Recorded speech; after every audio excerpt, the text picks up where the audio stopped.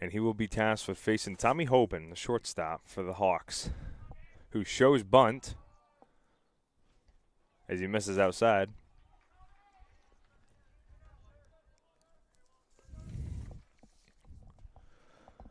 Tommy Hoban coming in batting .216 on the season.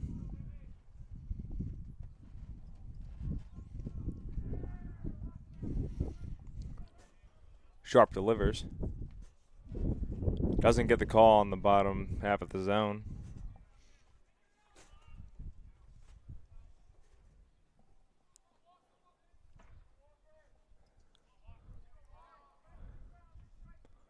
Sharp looks in for the sign. Comes to the set. Delivers a 3-0. Gets called strike on the inside part of the plate.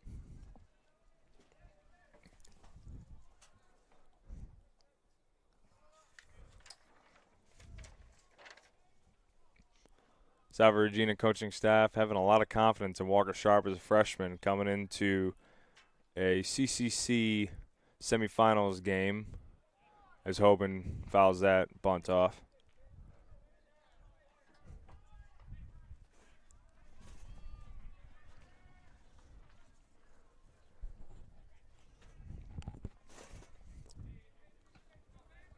It's already down 3-0. Sharp works the count back to 3-2.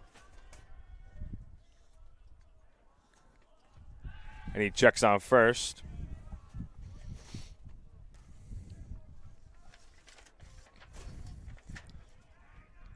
Massaro on the year has 1 stolen base, and he's been caught 1 time. Here's a come from Sharp.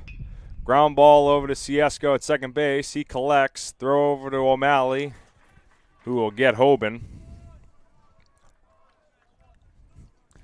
Works just as good as a sacrifice. That's right. Nice piece of hitting. Massaro moves up to second base.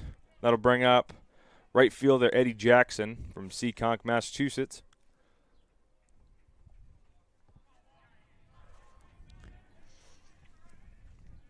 Seahawks center fielder is Zach Barlock adjusting his position for the left-handed batter. He's moving more towards left field. At this point, these teams know each other so well, you know. Scouting reports are off the charts.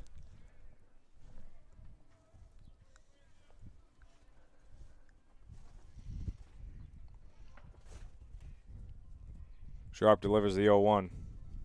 Inside for ball 1.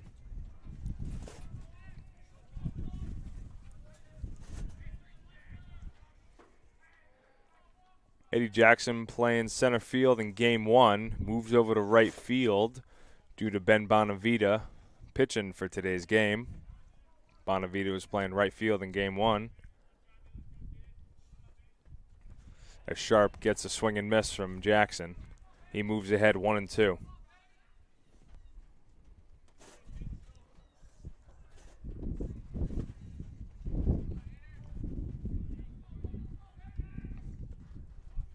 Sharp comes to the set. Upstairs for ball 2.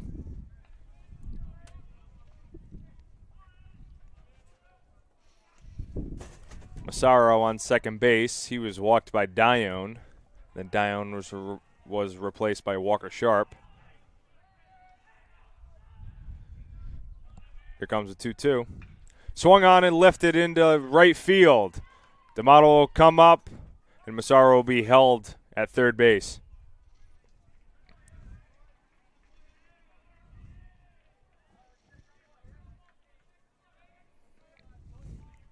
So Massaro will move up to third base on Jackson's base hit, and that'll bring up the leadoff hitter, Joey Galino. Galino reached on in the first inning from a hit by pitch. He later scored that same inning.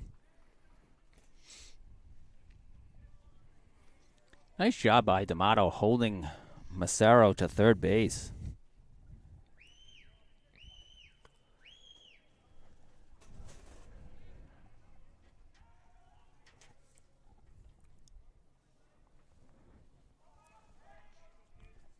Seahawks got to expect action with 1 out. Man on first and third as Walker Sharp checks on Jackson at first.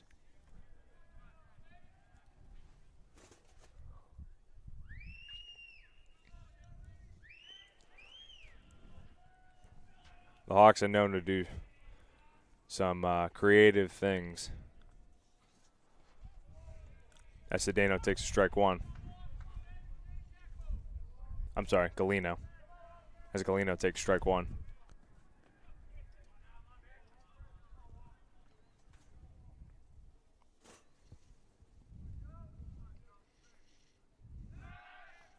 Check it first.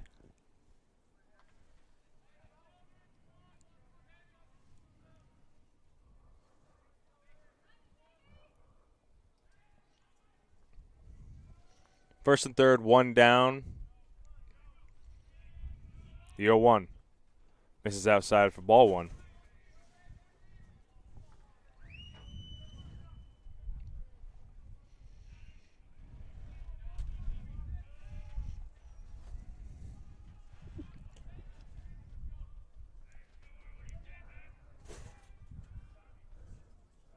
The 1-1 misses outside again for ball two.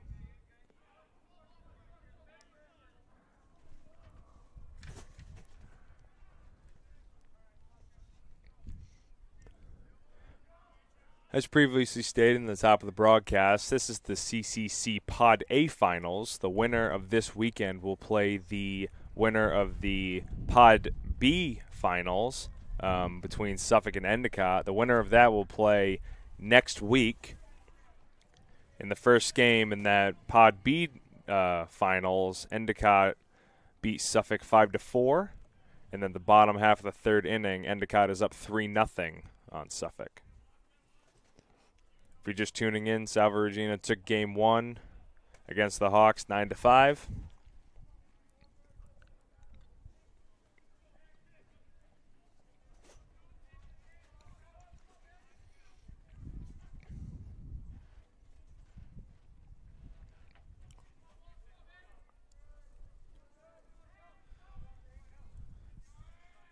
Sharp comes to the set and checks on Jackson at first. That was close. He's in there safely.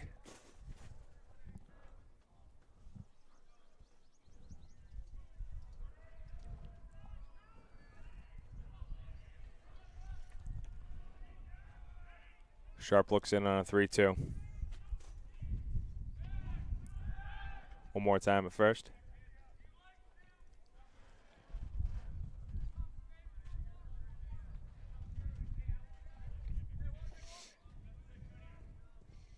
Walker Sharp's fourth appearance on the season. The pitch. That'll be roped into left field. That's deep. That's high. That'll be called foul. One for Walker Sharp on that one.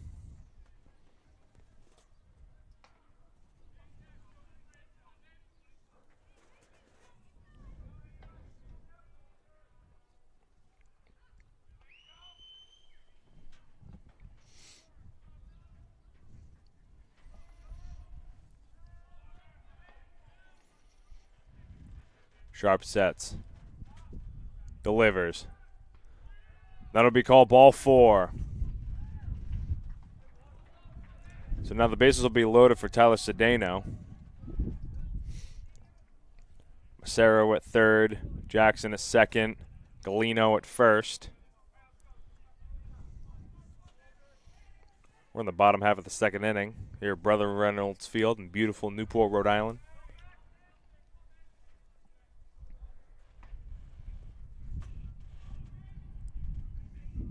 This is the first walk given up by Walker Sharp this season as he misses with that one.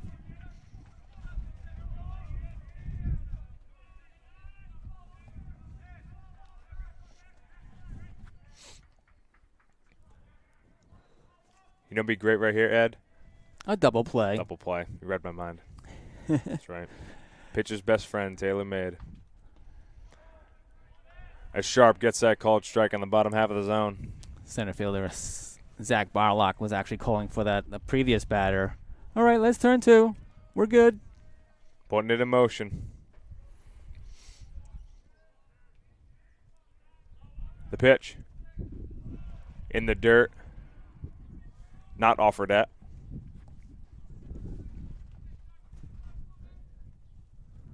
A little bit of action in the Seahawks bullpen right now as Joe Iskandon is up.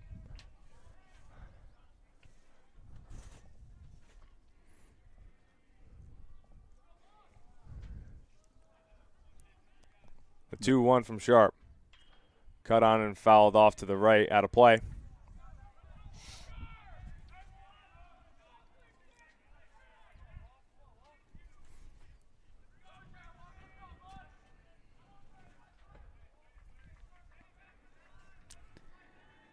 Yeah, Zach asked him to put it on the ground, turn 2. That's right. Walker Sharp getting a lot of support as a freshman from all the guys in the team. Swung on, hit the short. Goes to second. On to first! He calls safe at first. Cedeno is getting down that line.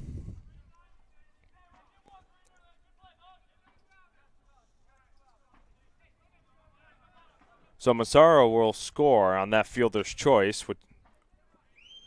which will put the Hawks up by 1. Fielder's choice RBI for Cedeno. And that'll bring up the first baseman, Brandon Jenkins.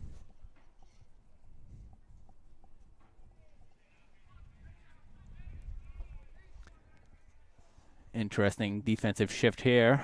Breen, the shortstop, on the fringe of the right field grass, and Anthony Siesco deep on to the outfield grass from second base. As Jenkins lifts a high fly ball to right field, that ball is back, and it is out of here.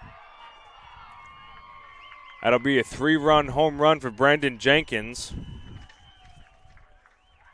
That'll be his 6th of the season, and he just collects more RBIs.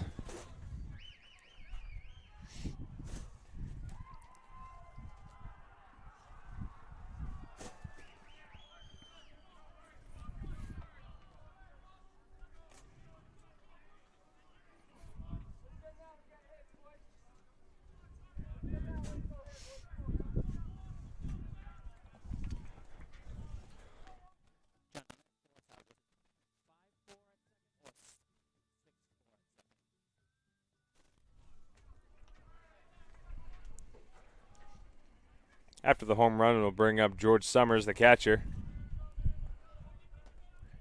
In the first inning, he struck out swinging.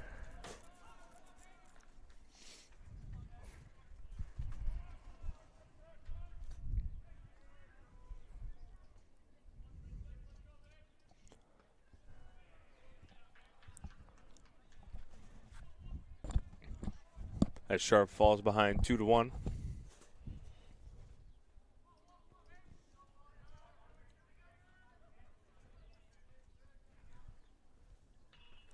That ball will be lifted in the infield.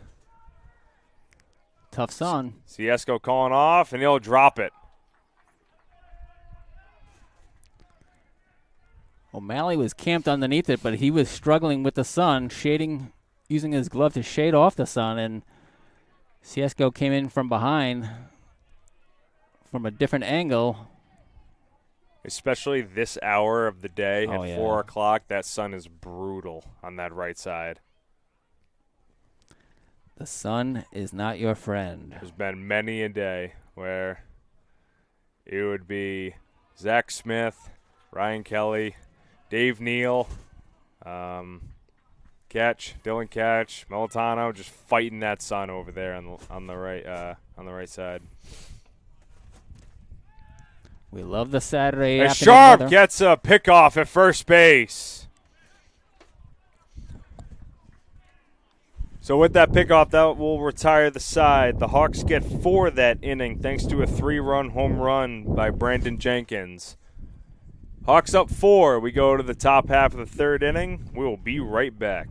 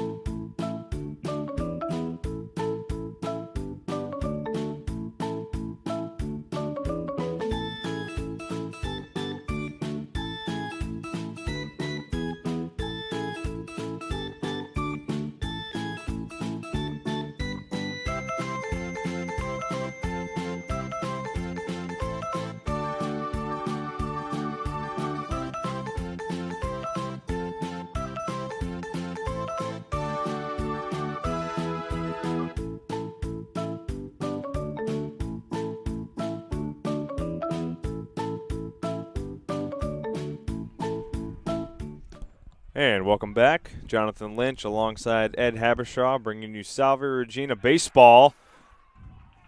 There's a scary moment right there as Beniers gets hit in the back. Initially, I thought it hit him in the head. I think it hit him on the backside, actually. First pitch from Bonavita. He looks all right, and he ran over to first base.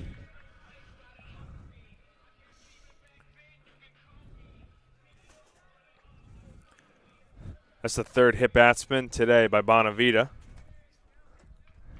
And that'll bring up the catcher, Dylan Catch. Catch takes the ball one. He lined out to Galino in left field in the first inning.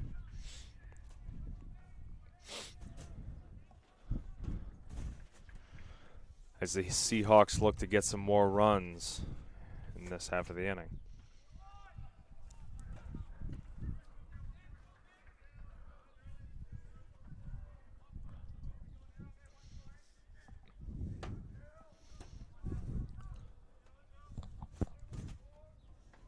The 1-1.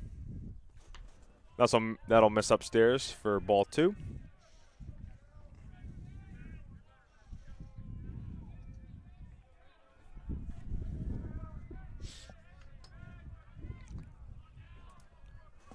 As Ryan McGarren runs past the telecast right here from North Attleboro, Massachusetts.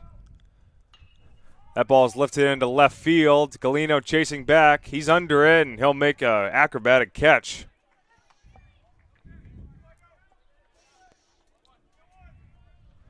Galino is going to his left. At the very last minute, had to go back to his right, and he makes the catch to retire catch. That sounded weird coming out of my mouth. Doesn't it? Saying catch all the time.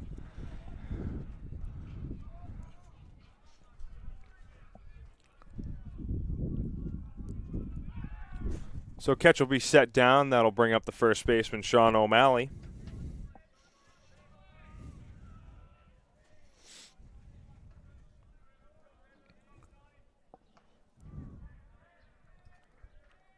As Bonavita falls behind 1-0.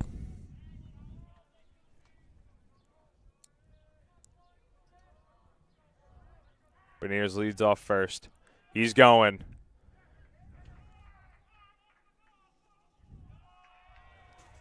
And the home plate umpire is saying that the ball actually hit the knob of the bat. Off his arm. Not a hit by pitch? I mean, O'Malley didn't do anything about it, so Yeah. if it hit him on the hand, I would think it hurt, but nonetheless, it's rule the foul ball, and the count will be 1-1.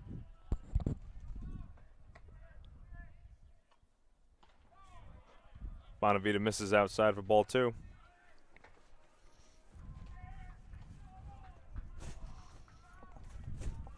Action in the Hawks' pen as a right-hander and a left-hander are warming up. As O'Malley fouls that out of play.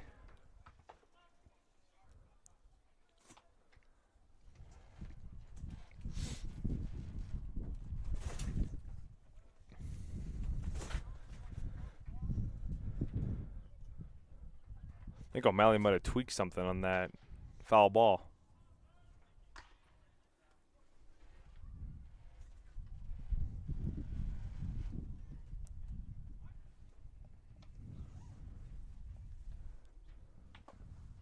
As Salve trainer Dave Cox will go check on O'Malley.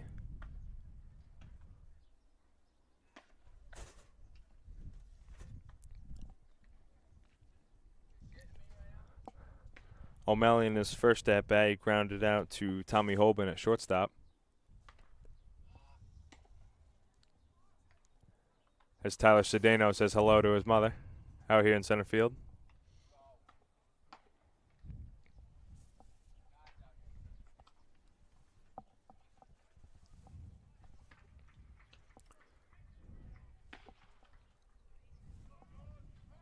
So O'Malley appears to be okay.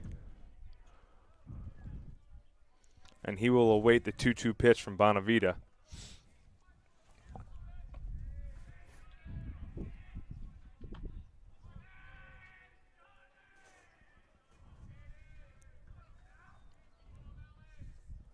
Caught on and fouled away.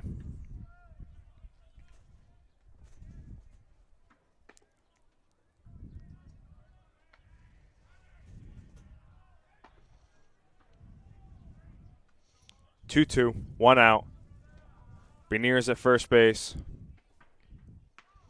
That'll miss upstairs for ball 3. We're in the top half of the 3rd inning.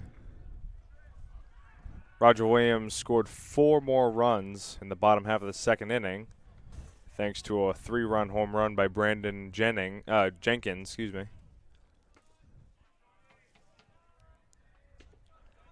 And O'Malley will await the 3-2 pitch. Cut on, hit into center field. That's going to fall. Beniers goes to third and he will make it there in time.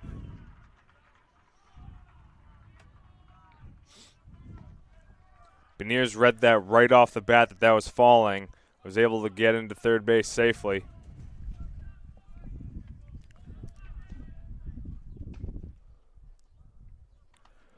So the Seahawks are in business now with men on first and third as Anthony Ciesco will come up to the plate.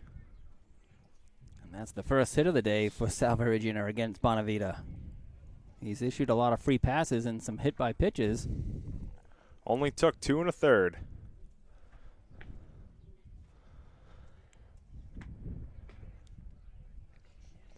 As Morin and Bonavita have a little conversation. Seahawks scored their lone run in the 2nd inning on a bases-loaded hit by pitch for Dustin Cicada.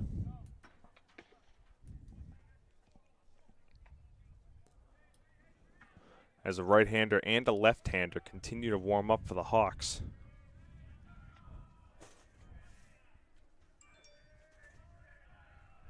Bonavita comes set. Delivers.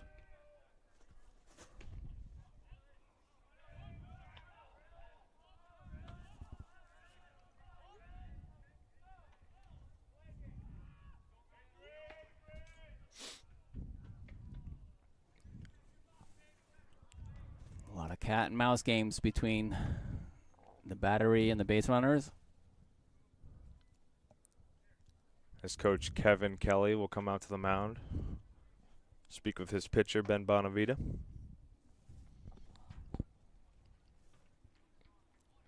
And it appears that Bonavita might be taken out of this game. We're going to have a pitching change here at Brother Reynolds Field.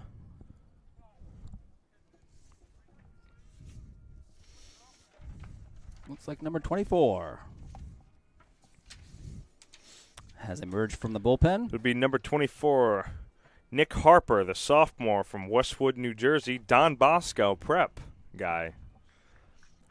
Salve has a lot of Don Bosco players at their disposal as well. With this pitching change, with Harper warming up, we will be right back.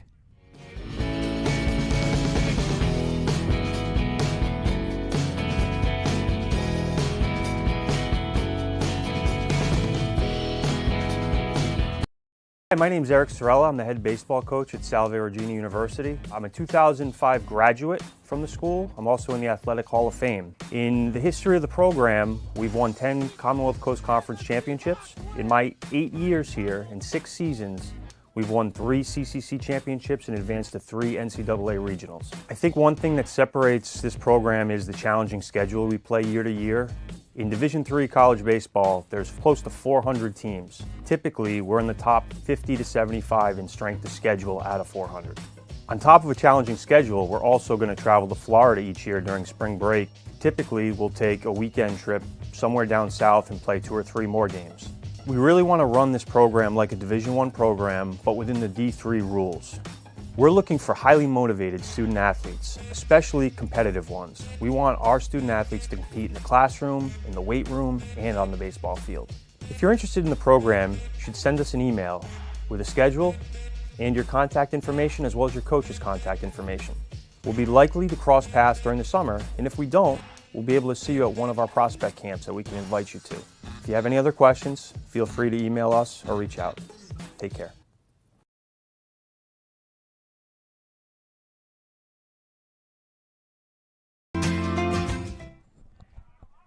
And welcome back. Jonathan Lynch alongside Ed Habershaw.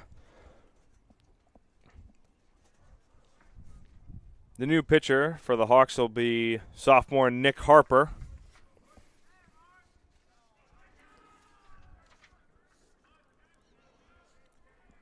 Coming into today's game, this will be the 9th appearance for Harper with an 8.18 ERA and 11 innings of work. As that ball will be hit to shortstop, get the first one at second. On to first, double play.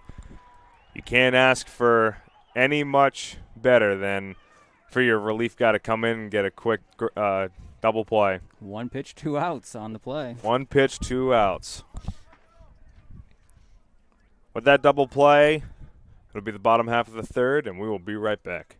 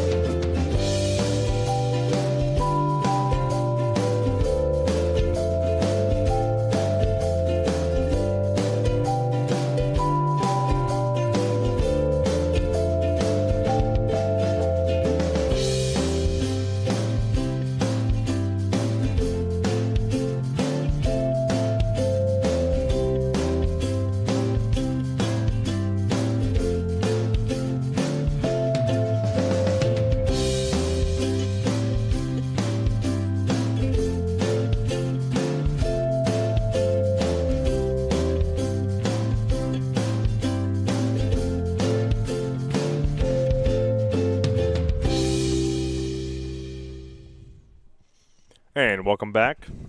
Jonathan Lynch alongside Ed Habershaw bringing you Salve Regina baseball at beautiful Brother Reynolds Field in Newport, Rhode Island. New pitcher on the mound for the Seahawks. It'll be Joe Iskandon, the left-hander, as he starts off Danny Roth the strike. Due up for the Hawks this inning, it will be Roth, Bonavita, and Massaro.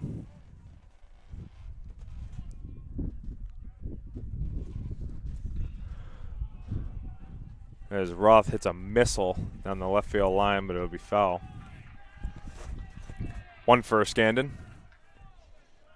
And Roth is quickly down 0-2.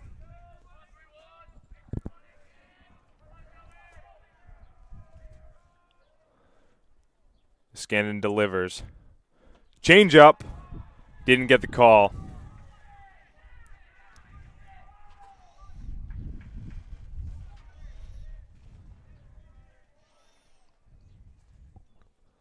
The 1-2. Fly it out to Barlock in center field. He's camped under it, and he'll make the catch for the first out of the inning.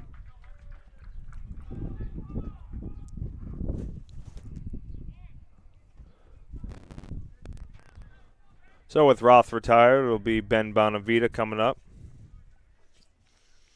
In the first inning, he flew out to center field.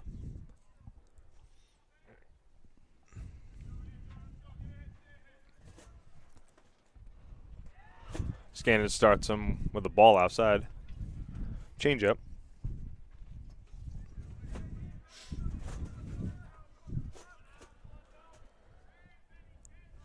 Scandon delivers.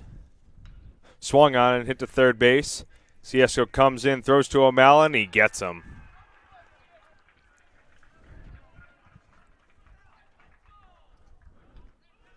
Great job there by Cicada coming in, taking his time, and delivering a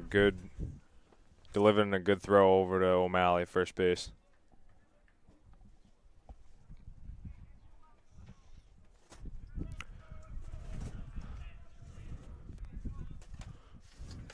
So with 2 quick outs, that'll bring up the third baseman, Matt Massaro. In the second inning, Massaro walked, and he later scored.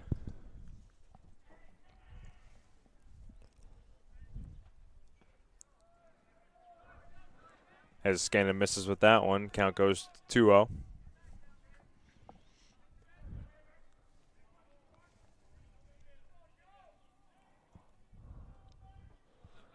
The 2-0.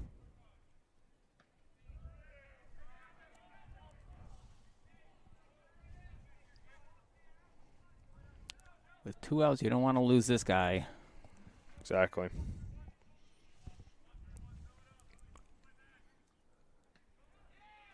As he gets that call inside for 3-1.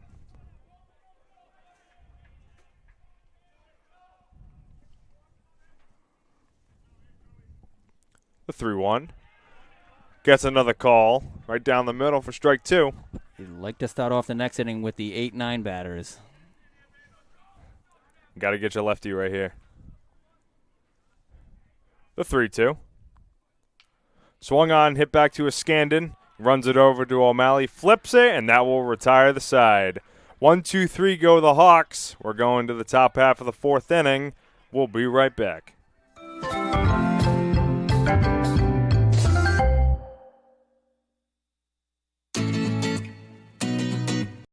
So, I mean, Zach's really, his leadership the last 2 years has been tremendous for us. He's really the most vocal of the position player captains, and is really an extension, of the coaching staff. And he never takes his performance. His performance never affects what he is trying to do as a leader or as a captain. And that's, what makes him a special kid. And he's actually, put together a pretty good, 5th-year campaign, and is one of our best, if not our best outfielder, right now. So he's just a special kid, and we're going to miss him, but has contributed a lot. And, I look forward to watching him play this weekend.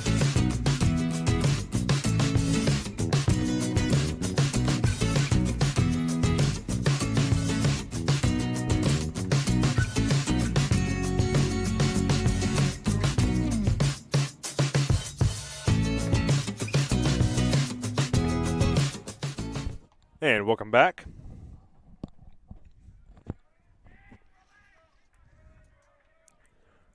Brandon Grover will lead us off in the top half of the 4th inning.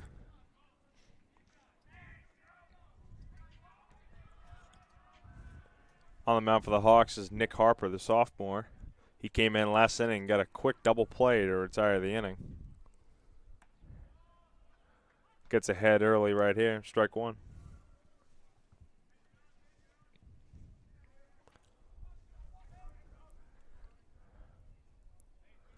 Grover walked in his first AB in the 2nd inning. Ropes that into right field, and that's going to get down. Jackson goes over to get it, and Grover is into second base for the leadoff double.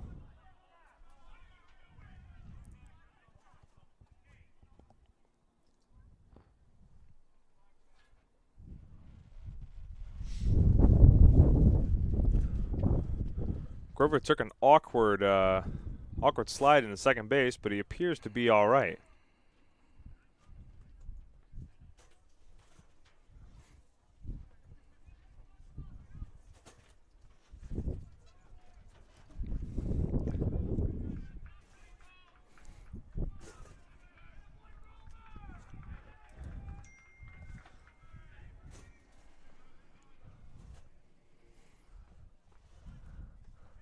After that double by Grover, it'll bring up the shortstop, Michael Breen. As the Hawks will attempt to pick him off at second base. Just create a lot of dust. Definitely. More work for Matt Hurd. He's up for the challenge.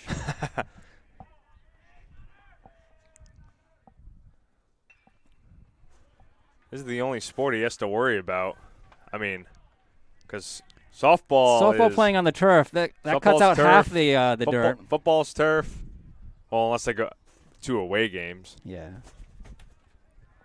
And then does soccer still play on this field? I would say 50-50. Yeah. Certainly the 2019 season, men's soccer saw a lot of its action, and women's soccer at Topa Field, Right. including a championship for Salve Regina men's soccer. Mm-hmm. Craig O'Rourke winning back-to-back Coach of the Year honors.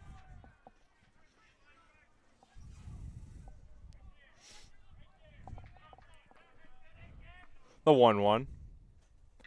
Cut on and fouled to the left side.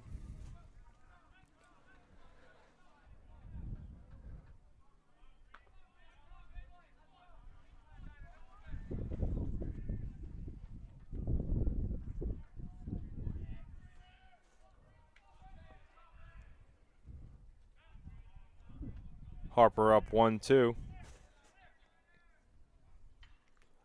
Cut on and fouled away out of play.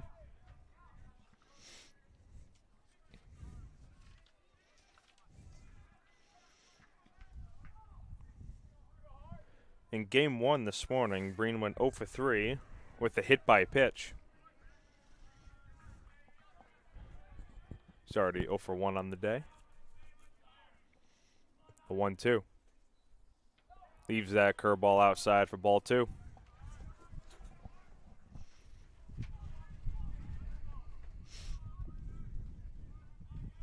Seahawks trailed 3-1 in the opener before mounting their comeback, winning 9-5, trailing 5-1 here. Man on second, no outs. Harper delivers. Ball will be to Roth. He bobbles it, but still gets Breen in time at first base. Good recovery by Roth. Grover moves up to third base.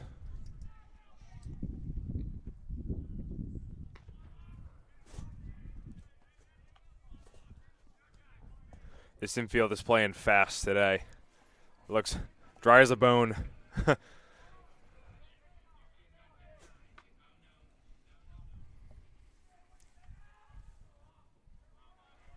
With one down in the top half of the 4th inning, it'll bring up the center fielder, Zach Barlock. He'll take strike 1 over the outside part of the plate.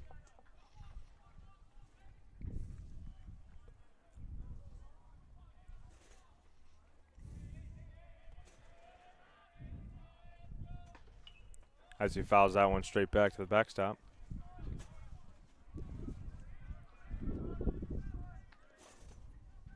In his first AB in the 2nd inning, Barlock walked. In game 1, earlier this afternoon, Barlock contributed to the 9 runs with a solo home run as he takes that ball up. Just let his hands go and put it right into the Seahawks bullpen.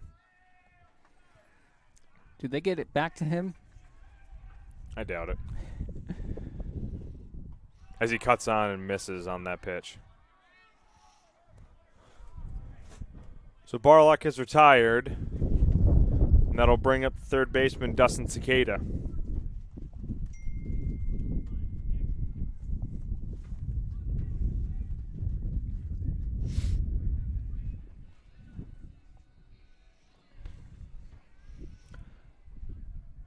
Cicada was hit by a pitch in the 2nd inning today. As he grounds it up the middle to Hoban. Hoban goes to his left, fires to Jenkins in time for the out. Smooth fielding by Hoban. You never know what's going to happen with the bounces on this infield. So despite the leadoff double by Grover, Salve then goes 1-2-3. We're going to the bottom half of the 4th inning, and we will be right back.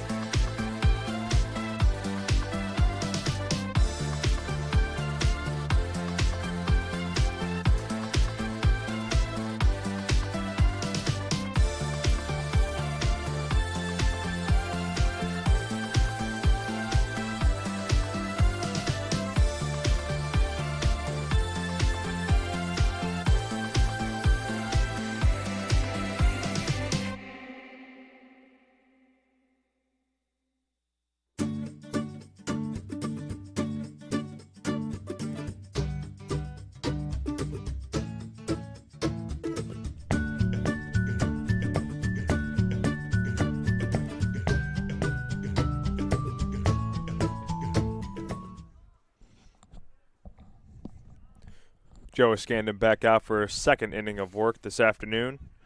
And he will have to face Tommy Hoban, the shortstop for Roger Williams. Scandon coming into this game, this will be his 4th appearance. He's got a 1.84 ERA and 14 2/3 innings of work.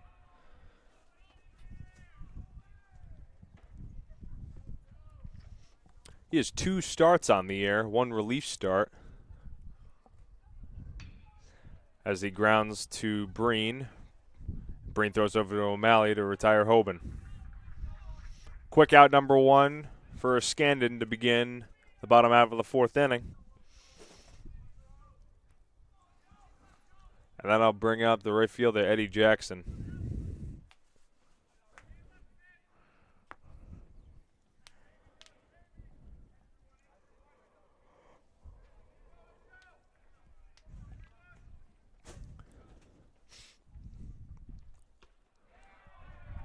Jackson had a base hit through the 3-4 hole in the 2nd inning today. He later scored on the home run by Brandon Jenkins.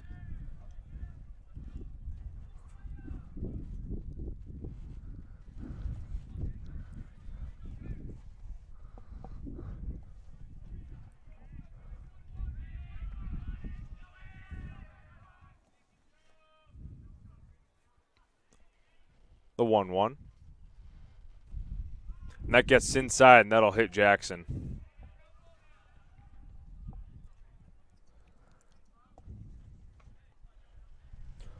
So with 1 out in the inning, Jackson will hop aboard, and that'll bring up the leadoff hitter, Joey Galino.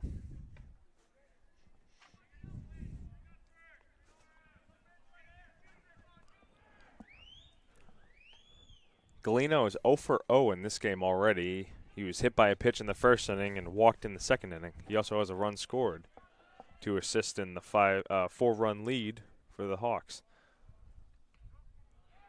As Galino takes strike 1 on the outer half. Yeah, that pitch from Scandon just got away, tailing into the left-handed batter, hitting Jackson. His fastball tails, change-up tails, you know. A lot of action on it. Does that ball get to the backstop? It actually hits him. Oh, that'll hit him.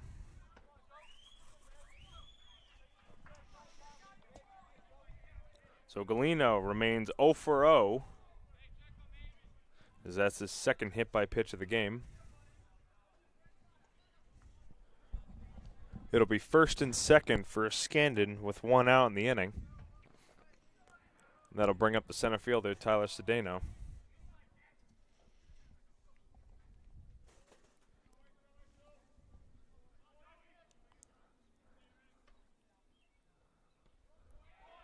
Standing gets ahead 0-1. He's been getting ahead of each batter this inning.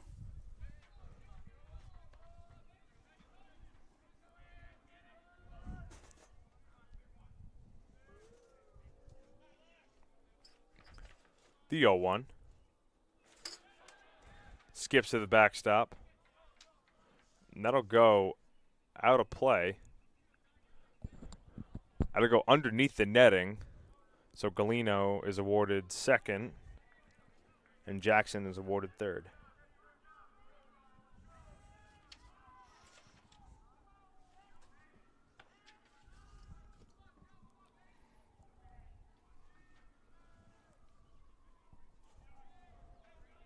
The 1-1. Misses outside for ball 2.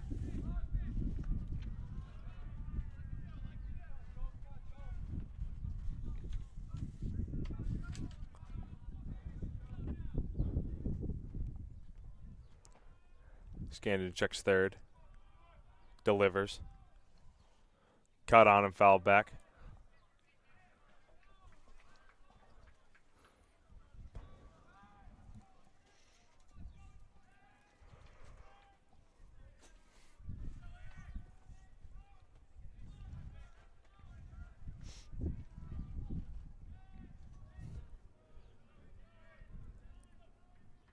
Two and 2 the count to Cedeno as the Scandon comes set. Caught on and lined into left field for a base hit. That'll score Jackson. Galino's going to get held up at 3rd. And Cedeno adds to the Hawks' lead with a base hit to left field.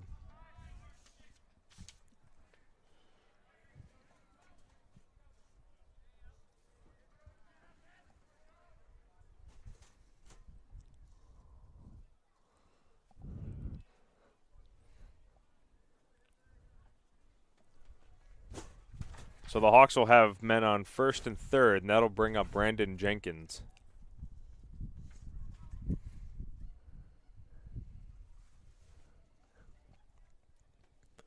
And now Eric Sorello will take a trip out to the mound.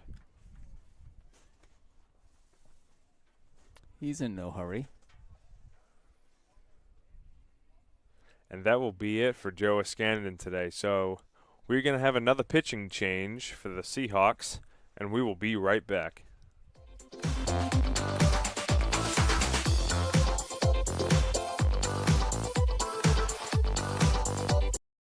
Talk about another, kid who's just heart and soul, and he's all about Salve baseball. He's, one of he's the one guy who wasn't a captain last year who now is this year. Just our vocal leader, our heart, the guy who kicks you in the butt if you're not giving your all. His growth as a human in the last 5 years has been the most fun thing I think to watch, because he was an immature 18-year-old and now he's he's just a mature human being and someone who's ready to cement his legacy as a Salve Seahawk, and then go out into the real world and make his mark. But special kid, special family. All these guys are special and they have great families, or they wouldn't be captain.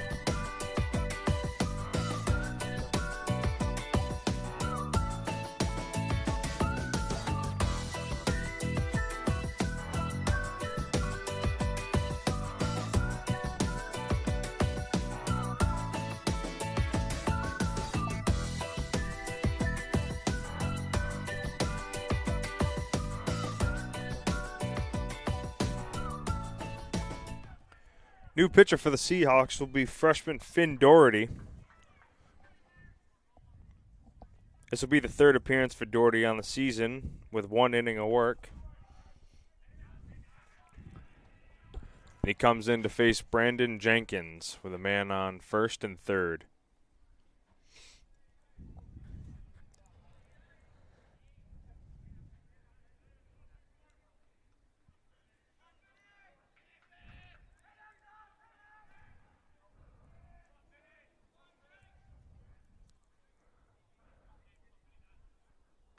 Doherty delivers, and that fired into the Seahawks dugout. Hope everybody's all right over there.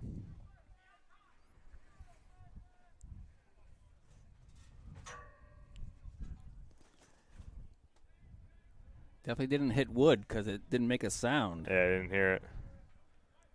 Matt Wood? Shout out Matt Wood. The 0-1.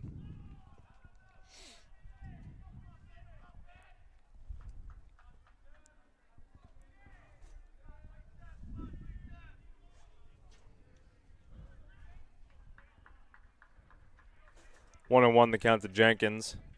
Last time Jenkins was up, he hit a 3-run home run.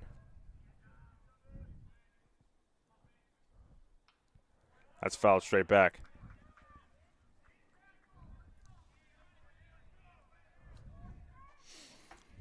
Shaking the screen on the backstop, where Gavin Parent is producing a live stream for Facebook and Twitch.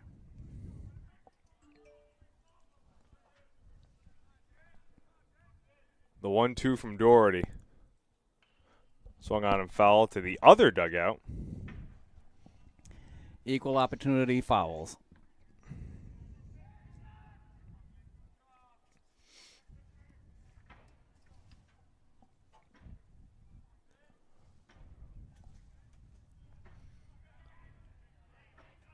Doherty gets his sign. We'll do the 1-2 again. He checks to first. The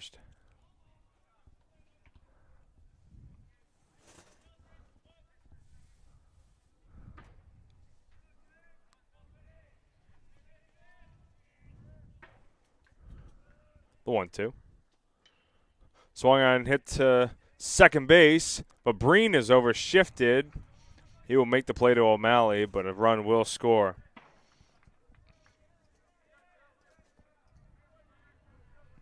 So an RBI ground out for Jenkins, his 4th RBI of this game.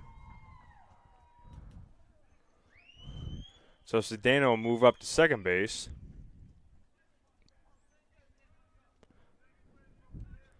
The Hawks will pad the lead to 6 here in the bottom half of the 4th inning, as Doherty now faces George Summers. Gets ahead of him early, strike one.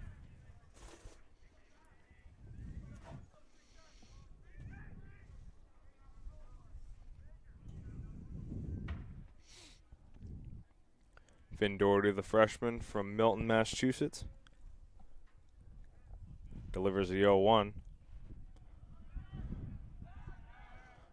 As Ketch will attempt to get Cedeno at second, but it goes right to Zach Barlock in center field. Cedeno will move up to third base.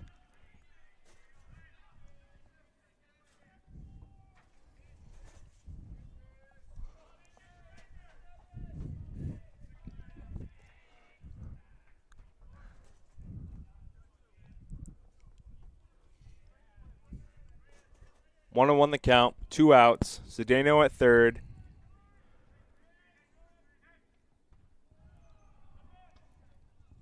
Doherty misses down low for ball 2.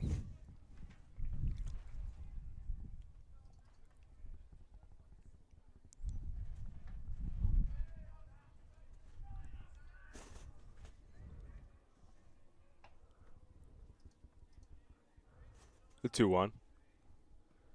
Misses down low again for ball 3.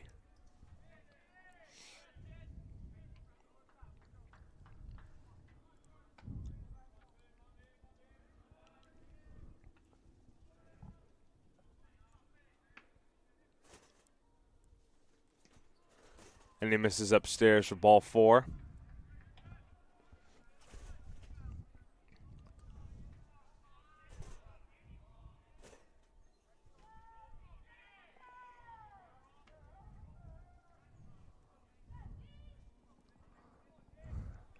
So that'll be the 4th walk given up by the Seahawks pitching staff, the 6th free base of the game for them.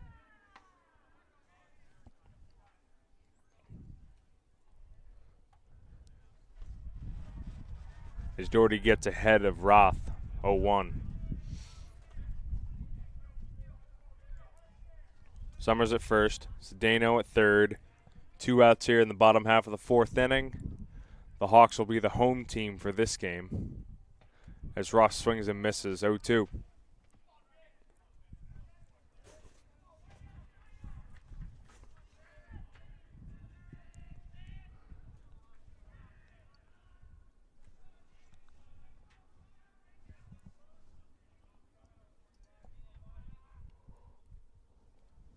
The 0-2. Danny Roth will go down looking. Finn Doherty gets a strikeout.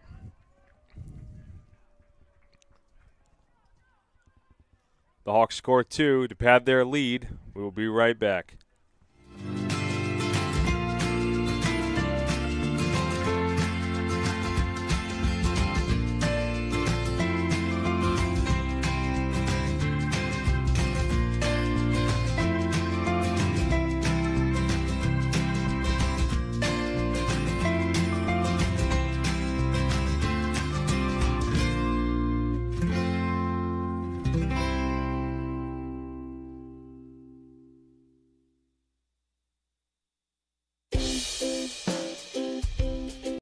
Ciesco, Checo, Chico. He's got so many names. Tony. Anthony is the guy who. It's funny. I'm the hardest on him, and I have been for the last 4 years. And with these 5 guys, he's played the most. So I'm always trying to get more out of him. But just a great kid who is like a captain and a leader, and always does the right things, always says the right things, and he's been one of our best players this year, as far as his performance and being flexible and having the ability to play the outfield for us and second base and getting clutch hits. Just a great kid that we're going to miss, and it's going to be really hard to fill his void because of all the different things he can do. And he'll beat you with a pull side double, or he'll safety squeeze and read a dirt ball, make a great play. He just a lot of fond memories of him and what he's been able to accomplish in the last 4 years.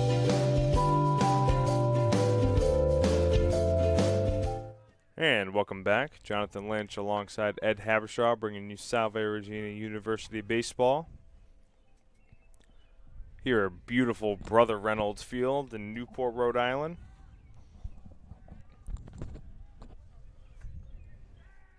Matt D'Amato following off the first pitch from Nick Hopper, who's pitched an inning and 2/3 in this contest in relief. Gets another called strike right here.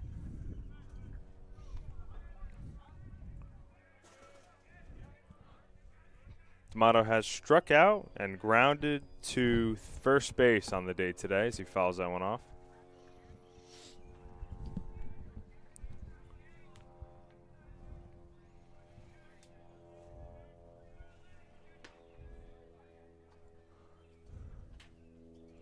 Hopper up 0-2. He delivers.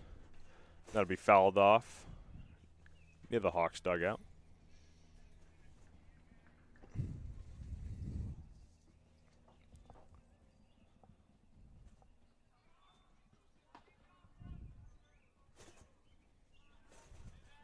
We've been live streaming all afternoon to Facebook and to Twitch.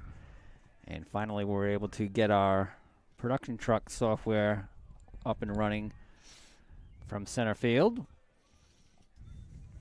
to get it back to YouTube.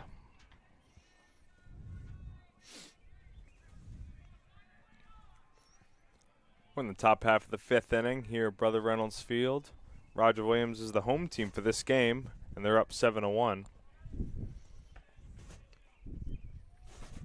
As Harper will miss inside.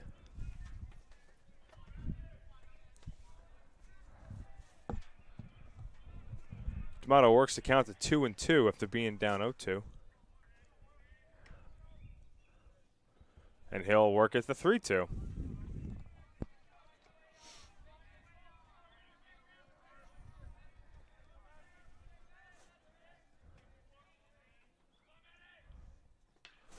That ball is up the middle. Denny Roth, second base. He collects, throws to Jenkins for out number 1.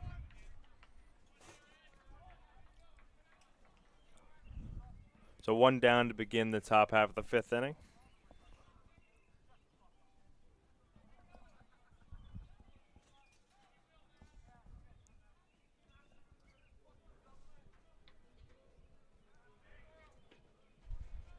And that'll bring up the left fielder, number 25, Jared Beniers.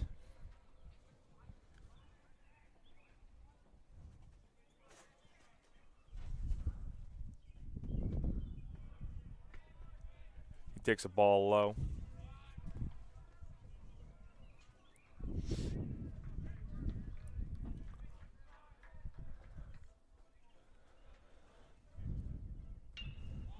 Ground ball, Danny Roth throws over to Jenkins for out number 2.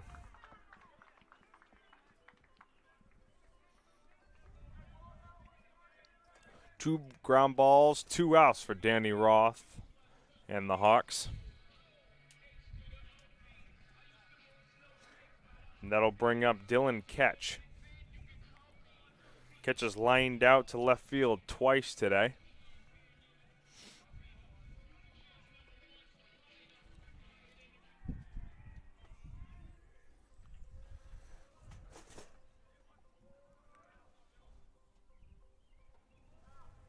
As Harper misses inside for ball 1.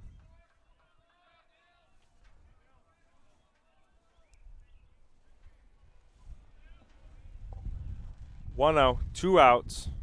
Top half of the 5th inning. Ball to Hoban at shortstop. Over to Jenkins, and that will retire the side. Seahawks go 1-2-3 in the top half of the 5th inning. We will be right back.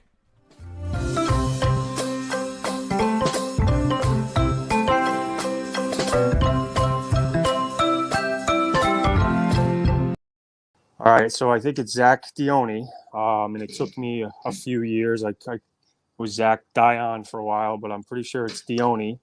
If not, maybe Mr. Dione can call into the broadcast or send an email, and we can fix that. But couldn't be happier for him and how he's finished up, and really, he showed flashes of being outstanding at times in his first couple seasons. It was very inconsistent, but he's really this year just taken on a new role, as a leader, as somebody who really wants to win a conference championship, and then as somebody who's been one of our weekend starters. And he's been in a bunch of different roles, but just a great kid who you're rooting for, who's fiery, and I'm excited to see him pitched. Can't say enough about him and the adversity he's faced, with pitching and more the mental side of things.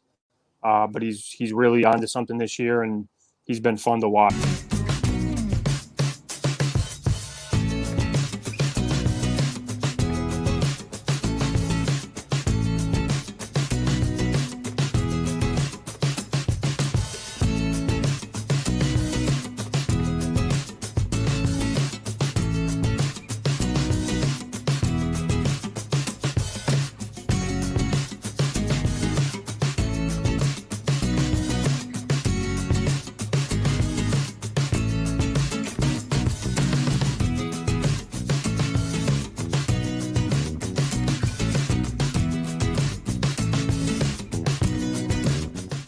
And welcome back. Jonathan Lynch alongside Ed Habershaw. Freshman Finn Doherty for the Seahawks coming out for his second inning of work to face the Hawks. And he will start up on a veto with a called strike 1.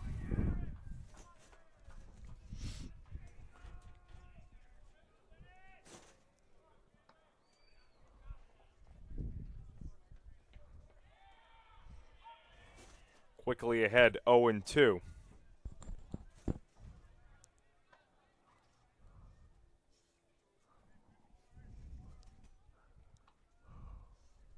The 0-2. That'll be called strike 3.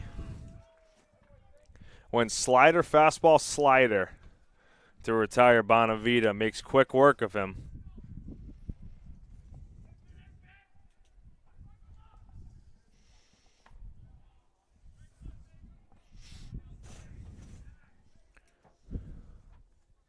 That'll bring up Massaro.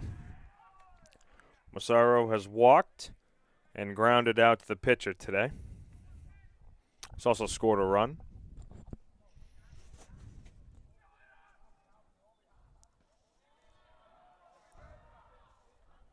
As Finn Doherty just misses on that ball out.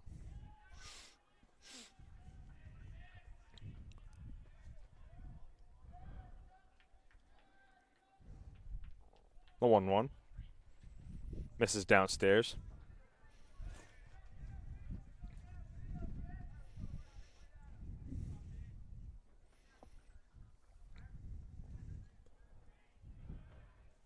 Doherty comes to the set. The 2-1. Gets the outside corner for a called strike.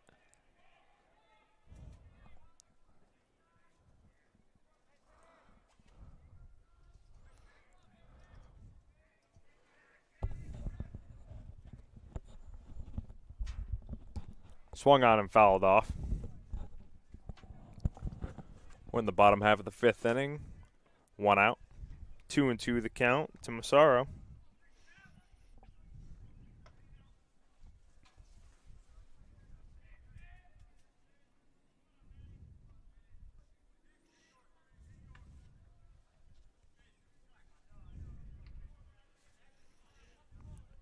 Doherty sets, delivers. That ball is going to be down in left field.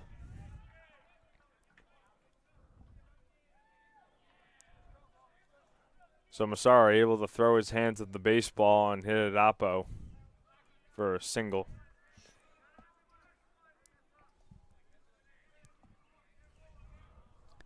Seven runs for the Hawks, but that's just their 5th hit of the game. They're facing their 3rd Seahawk pitcher here. Or 4th. 4th. Yes. But it helped out with a 3-run home run. That helps.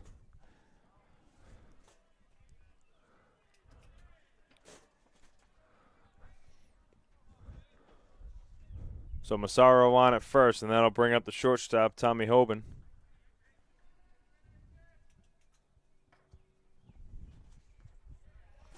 As Hoban takes strike 1.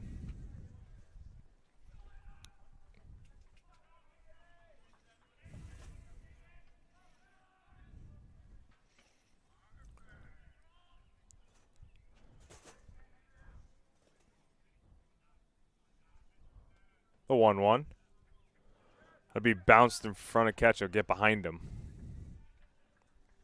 Massaro will advance to second base.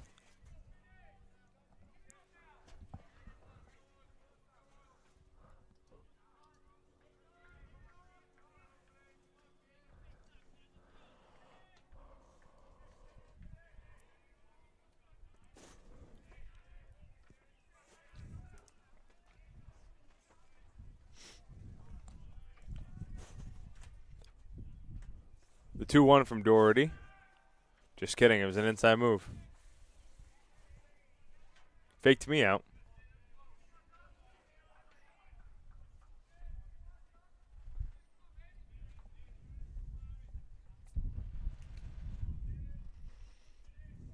Now the 2-1.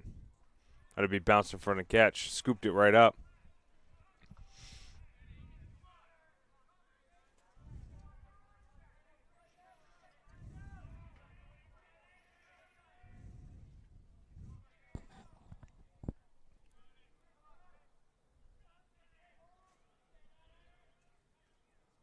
Doherty delivers.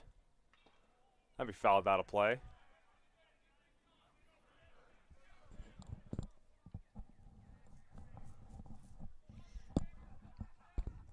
Doherty works the count full.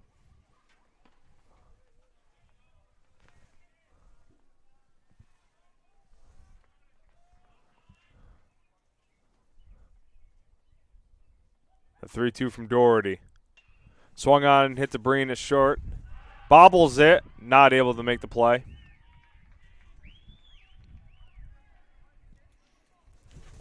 That'll be an error charge to Breen at shortstop.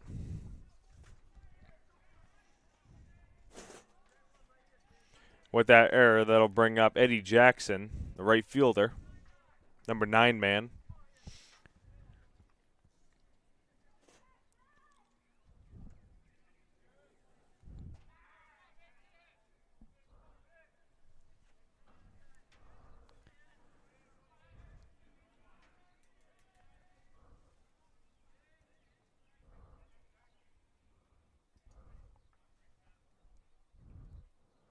As Doherty skips the first pitch. Here's where you want to turn to. Absolutely. Tailor-made.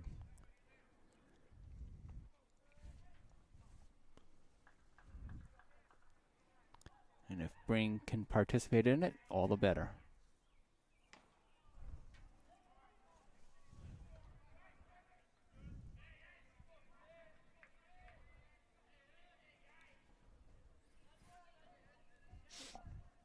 Just got to get an out after an error. That's what you got to do.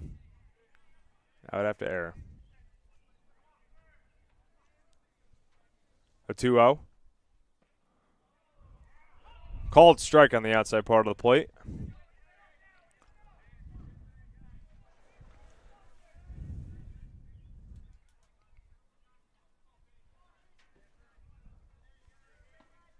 Doherty sets. Delivers. That'll be lifted into left field. Beniers is behind it. Massaro tagging. Beniers is going to didn't go, actually. And Beniers hit the cutoff man, Dustin Cicada, the third base.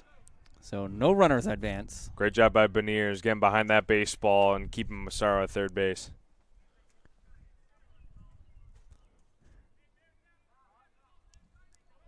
So with that fly out, that'll be the second out of the inning. And with men on first and third, it'll be the leadoff man, Joey Galino. 0 for 0 in this game. 2 hit by pitches and a walk. He does have 2 runs scored in this game. Doherty fires it over to first base. He does.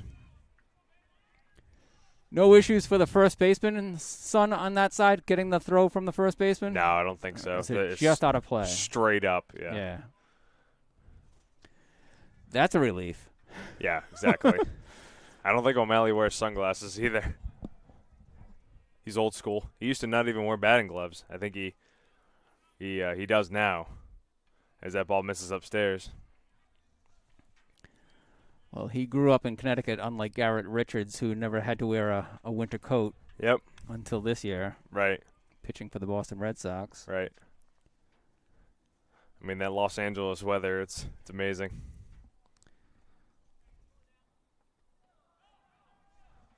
He's at Los Angeles, and then was he in San Diego? Yeah. Yeah. Southern California. Yep. Now he's in Boston. Had a good start last week. He sure did. Finally.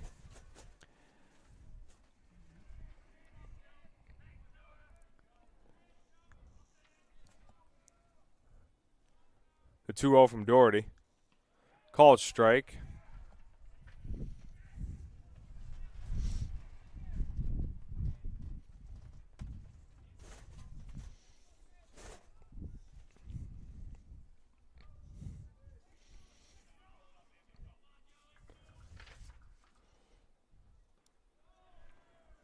Misses low for ball 3.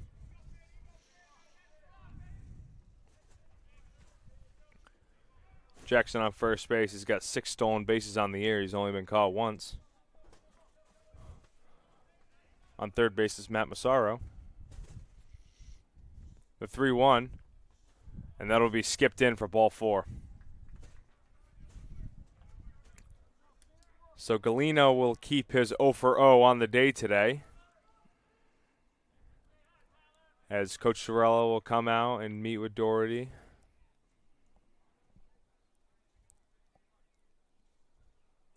It appears we're going to get a pitching change. And it's coming from the dugout.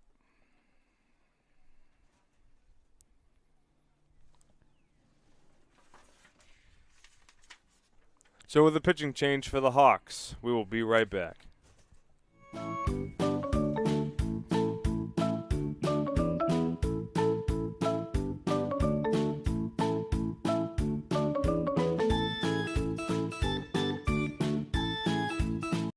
Madden, going into the season, I said to anyone that would listen that Madden is, pound for pound, I think the best athlete in the conference. And unfortunately, he had a back injury that has really, he's more or less shut down at this point. He's hobbled, and we've tried to put him out there, and it's kind of just got progressively worse. We've done everything. Doctors, physical therapists, cortisone shots. But it's unfortunate because he was really onto something last year, in the first 5 games. And, with his defense, it's just a game changer. And things he did in the fall I had never seen before at the shortstop position, at this level. So to see him kind of have this debilitating injury, is really sad. But I hope he knows that what I'm going to remember is, you know, him at his best, and the kid who made 3 great plays in the ninth inning against Roger Williams in 2019, and how far he's come as a player. Really, he couldn't hit when he came here, and he was one of our best hitters last year and all fall. And it's a shame that he's not going to get to show it, but will go down, as one of the best shortstops I've ever coached, really, at any level. And welcome back. Jonathan Lynch alongside Ed Habershaw bringing you Salve Regina baseball here on May 1st, 2021. The new pitcher for the Seahawks will be freshman Braden Clark. This will be his 4th appearance of the year with 3 2/3 innings pitched on the season as he hits Cedeno to begin the inning. Yeah, that completely slipped out of his hand. He's got one of the best breaking balls. Braden has one of the best breaking balls, and that one just did not get a chance to break. I could hear you from here, but you just had I know. had your mic at the top of your head. So it's an RBI hit by pitch for Cedeno. Makes the score 8-1. As Clark will miss for ball 1.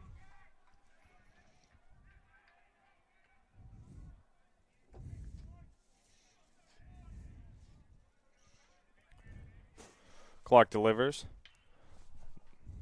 And Jenkins will foul that out of play. Nice chase by Cicada down the left field line towards the batting cages. Playing at Salve Regina, left fielder, shortstop, third base. You got to be aware of those nets over there. Got to communicate, saying fence, fence, fence, fence, fence. Just being accountable for everyone else's safety.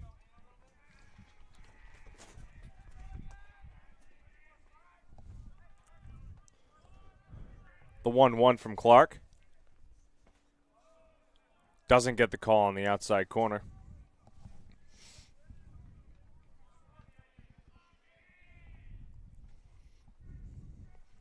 The 5'11" freshman from Beverly, Massachusetts.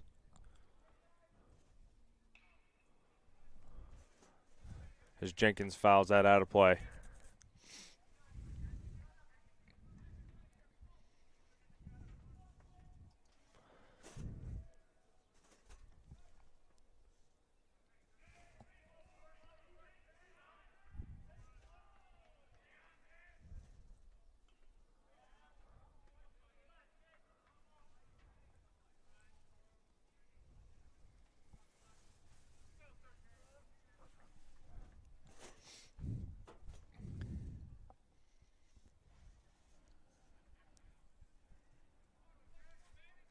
We had a very active wind this morning, but it's really calmed down nicely.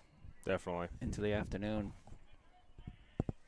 And now I see 2 clouds in the sky. Outside for ball 3. On the day, Jenkins has grounded out twice, but he also hit a 3-run home run in the second inning in support of the Roger Williams 8 runs. As he lines that ball into center field for another base hit. 2 runs will score for Roger Williams. And that'll be yet another RBI from Jenkins. So Galeno will score, and Hoban will score. And Roger Williams will pad their lead to 10-1 here in the bottom half of the 5th inning.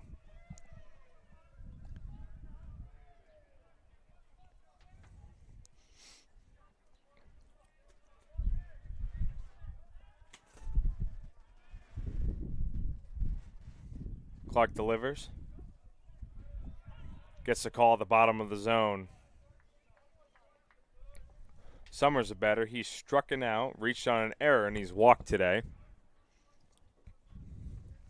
He's actually picked off as Clark picks off the first base.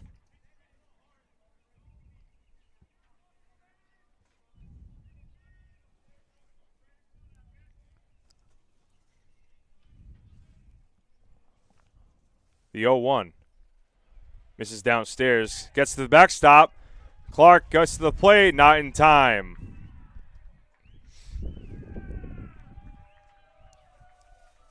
Ball got past Dylan catch. Went to the backstop.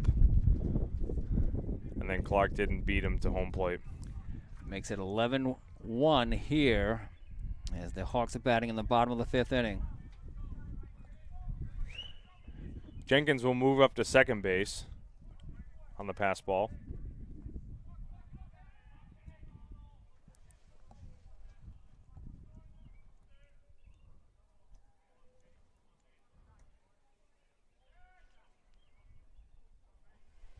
As Clark will deliver a 1-1.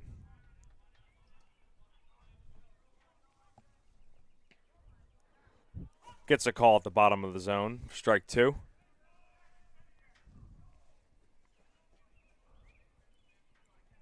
One, two, two outs.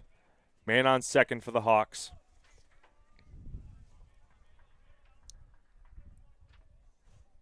Delivers. Check swing. Ball in the dirt.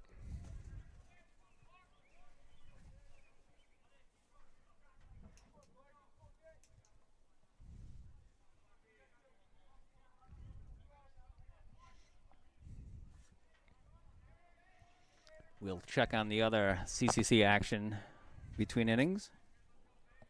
Twos across the board. As he grounds to third base, Cicada collects it, throws over to O'Malley, lifts him off the bag, and he's going to be called safe.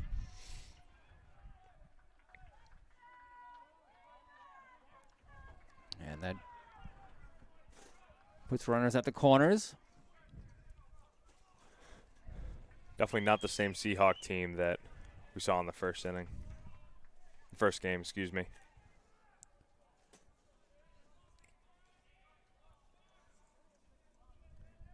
So following the error, it'll be Danny Roth at the plate. Roth has walked, flew out, and he is struck out looking. As Clark comes sets, delivers. Grounds a foul behind the Seahawks dugout.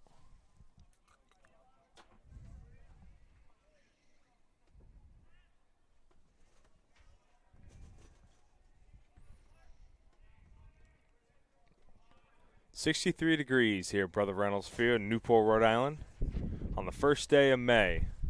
I'll take that on any day. Absolutely.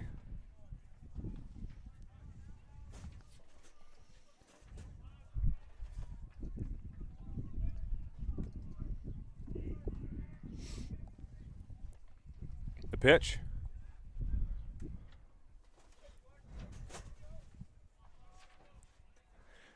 As Danny Roth works the count to 3-1. Two outs, man on first and third.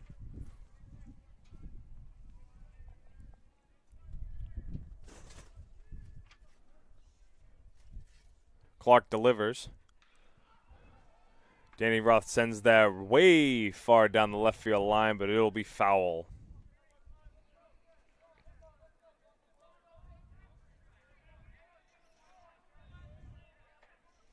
Way out in front of that pitch, but he put a charge into it.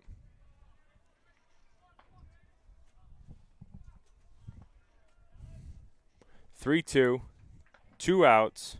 Jenkins will be on. Summers will be on at first as Danny Roth swings and misses for strike three. Clark gets out of the jam. He stops the bleeding.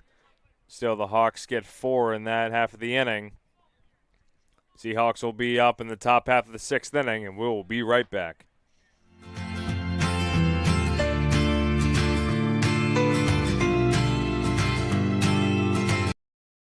Natalie is, those 5 guys are going to be real tough to replace.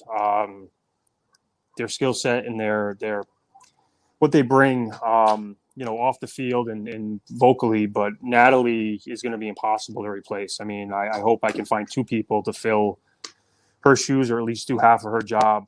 Just talk about someone who's selfless and is in it for all the right reasons and isn't, in it when we're winning and not when we're not playing well. She's not around. She's always around. She's always for the guys and, taking pictures and, our social media. It's just such an important role because as sports information director, you have, the responsibility of 20 different sports and, it's very, very difficult. And she really fills that void for what we need 24/7.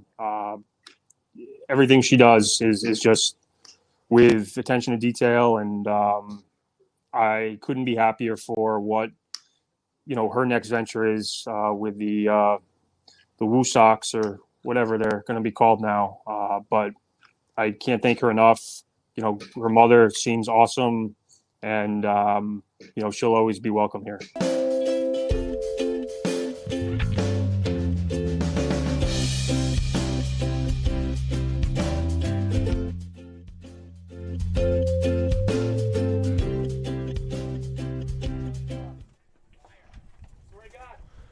And welcome back. Jonathan Lynch alongside Ed Habershaw. Due up in this half of the inning, it'll be Sean O'Malley, Anthony Ciesco, and Brandon Grover. And they will be facing Nick Harper in another relief inning. As O'Malley lifts that into center field, Cedeno is under it, and O'Malley is quickly retired.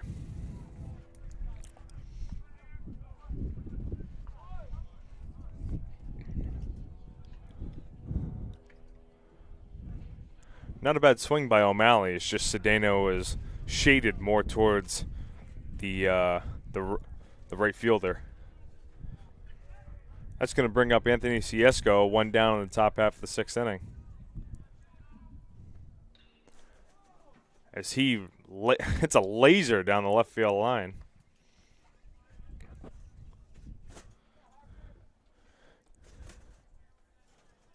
Keeps the third base coach honest over there.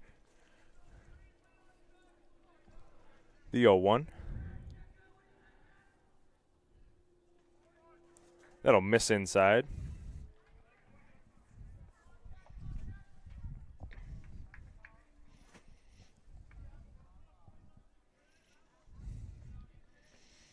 Harper goes into his windup, the 1-1. Ciesco lifts a fly ball into center field. Cedeno is under it. Makes the catch. 2 down in the inning. 2 quick flyouts to Cedeno. You might want to say hello to his mom again.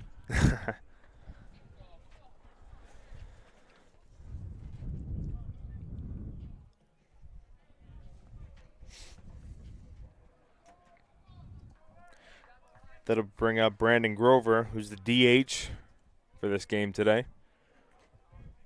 Grover's 1 for 1. He doubled the last time that he was up.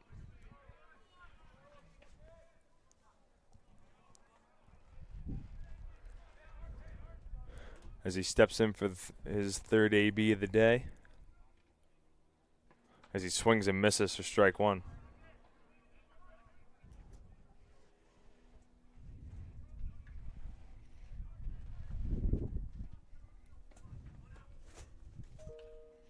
Fouls that off to the left.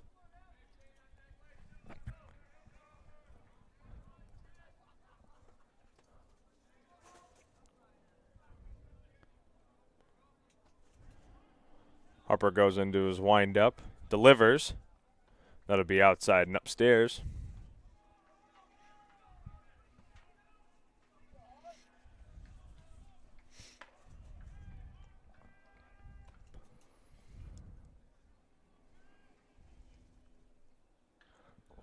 Grover lifts another ball out of play.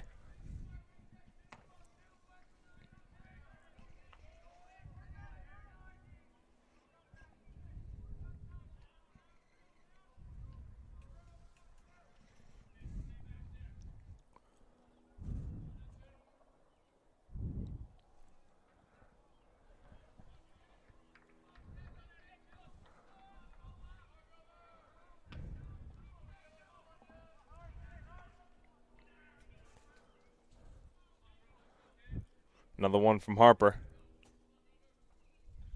Swung on and cut right behind.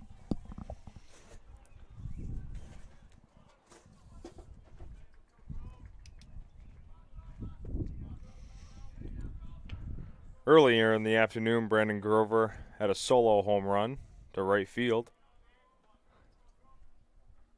And he will get a walk to keep the Seahawks alive in the inning.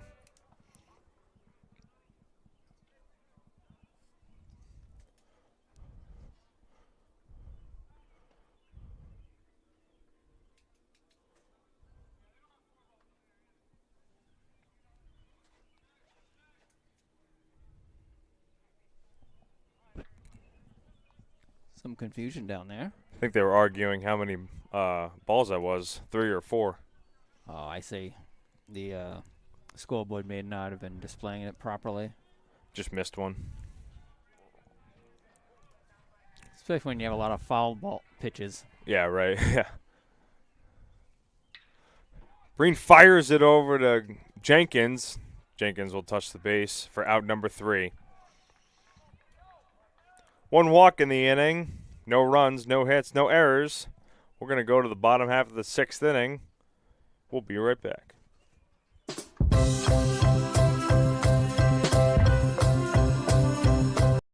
Hi, my name is Eric Sorella. I'm the head baseball coach at Salve Regina University. I'm a 2005 graduate from the school. I'm also in the Athletic Hall of Fame. In the history of the program, we've won 10 Commonwealth Coast Conference championships. In my 8 years here, in 6 seasons, we've won 3 CCC championships and advanced to 3 NCAA regionals. I think one thing that separates this program is the challenging schedule we play year to year. In Division III college baseball, there's close to 400 teams. Typically, we're in the top 50 to 75 in strength of schedule out of 400. On top of a challenging schedule, we're also going to travel to Florida each year during spring break. Typically, we'll take a weekend trip somewhere down south and play 2 or 3 more games. We really want to run this program like a Division I program, but within the D3 rules. We're looking for highly motivated student athletes, especially competitive ones. We want our student athletes to compete in the classroom, in the weight room, and on the baseball field. If you're interested in the program, you should send us an email with a schedule and your contact information as well as your coach's contact information. We'll be likely to cross paths during the summer, and if we don't, we'll be able to see you at one of our prospect camps that we can invite you to. If you have any other questions, feel free to email us or reach out. Take care.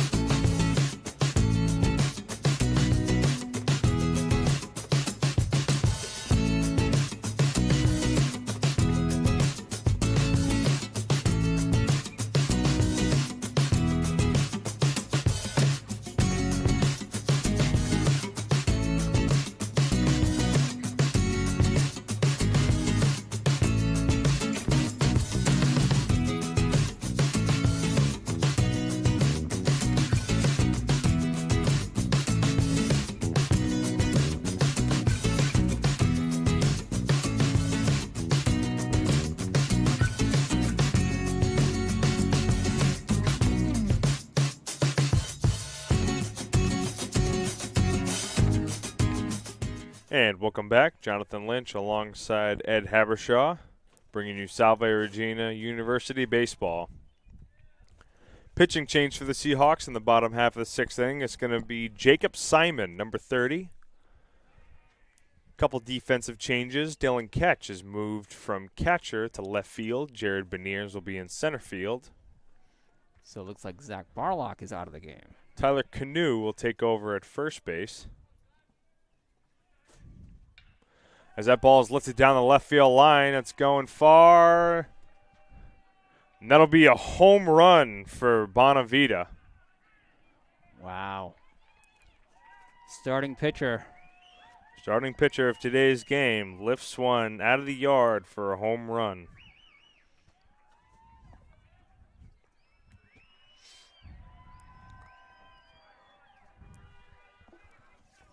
Didn't he have a chance to put in the changes in the Seahawk defense? Infield looks like no changes, or actually I should say Tyler Cano is at first. Did you catch that already? Yeah. Yes. Thank you.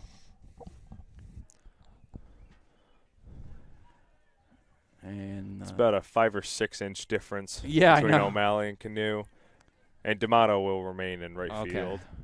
Ciesco will remain at second. Briano will remain at short. And Cicada will be at third. As this ball is lifted into center, Beniers is camped under it, and that'll be recorded as out number 1.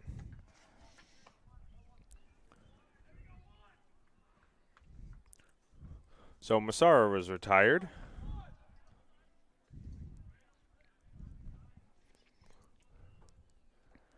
That'll bring up the shortstop, Tommy Hoban. He's reached on an error, scored, and he's got a couple groundouts on the day. As Simon gets ahead, strike 1. I believe they changed. They did change catchers too. Right, because Dylan catches out in Right. left field. Simon goes inside again, doesn't get the call. 1-1. So Gianfranco Messina will be in place of Zach Barlock in the batting lineup. The 1-1 from Simon. Misses inside again. 2-1.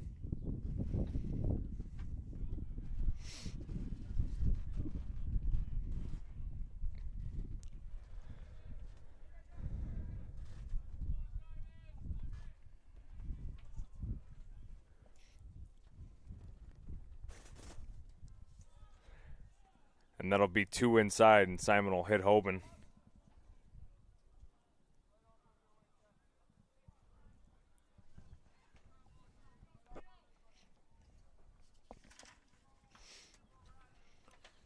Simon, the right-handed junior, 6'3", 195. He's a transfer student a couple years ago.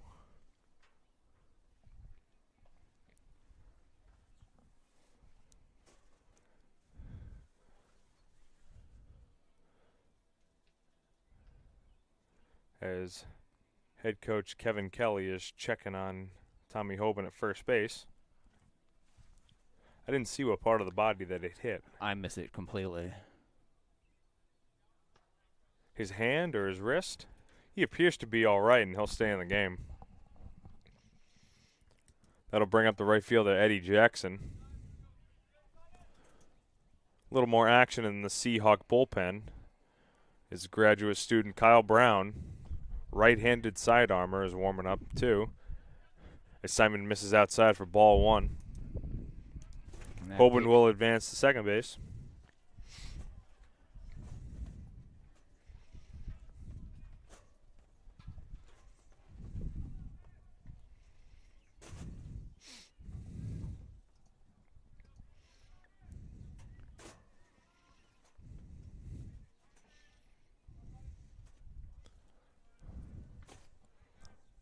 The 1-0 from Simon. Bounces it in for ball 2.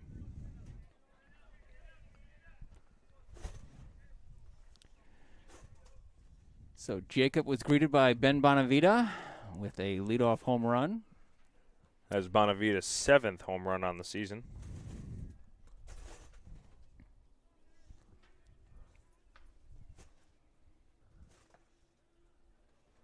As Simon catches the outside for a called strike. 2-1 the count.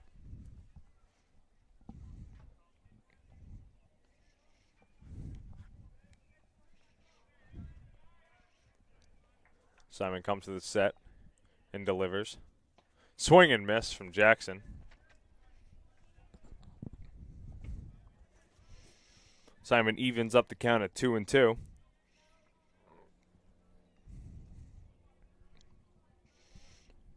Hoban reached on a hit by pitch and then got to second base on a wild pitch. As Jackson bounces it to second base, collected by Ciesco. He's got to go, and he's called out at first base. I don't know about that. That looked a little generous. Roger Williams not happy with the call, nonetheless. It'll be out number 2. 4-3 on Jackson. Hogan down to third. 2 down for the top of the order, Galeno.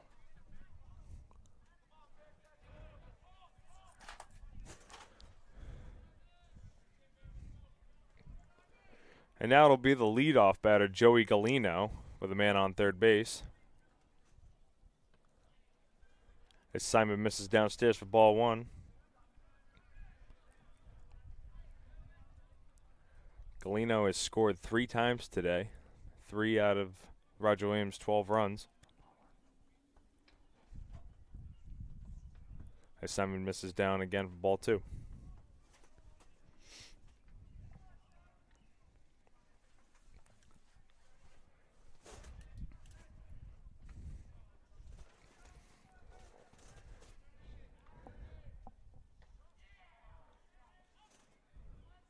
Simon zips one in for strike 1. So this is the CCC Pod A Finals. On the opposite side is the CCC Pod B Finals. Endicott has a comfortable lead of 12-5 in the 7th inning up in Beverly, Massachusetts.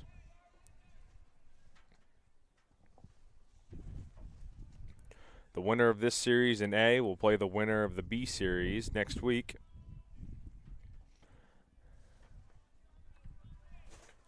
And if Salve does win this series, they would be the host for either team coming out of the B pod. Salve ended the regular season with a 7-2-1 record within the CCC. And strike 3 looking on Galeno. So Simon takes care of Galeno. We're going to go to the top half of the 7th inning. We'll be right back.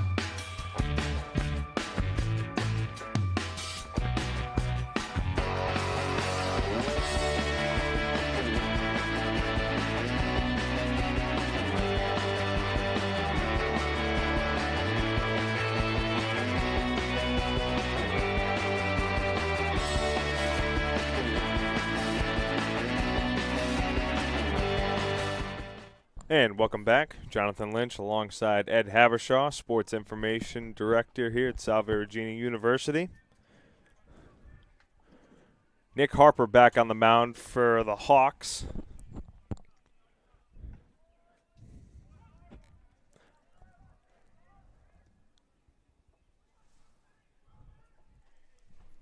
This is Gianfranco Messina, the new catcher for Salve Regina. He's in the lineup after coming in defensively, and he's taken over Zach Barlock's spot in the batting order.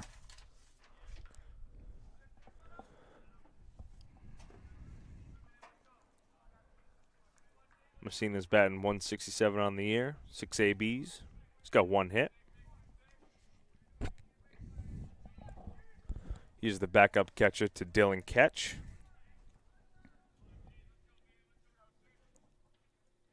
As he takes the ball outside. 2-2.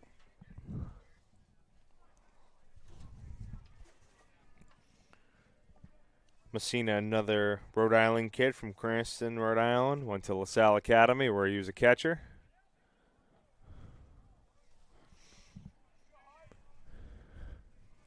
And he's worked the count here to 3-2.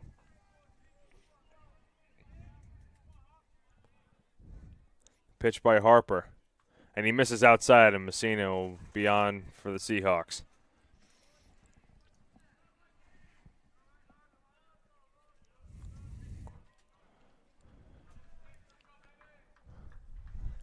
Good job there by Messina, just being patient, just getting the guy on.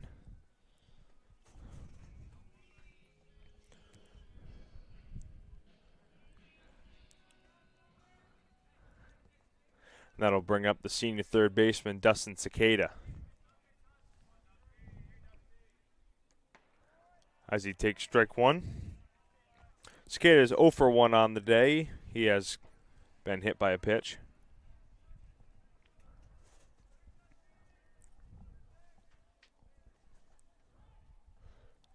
As he tries to lay down a bunt, and Messina will be safe at first base.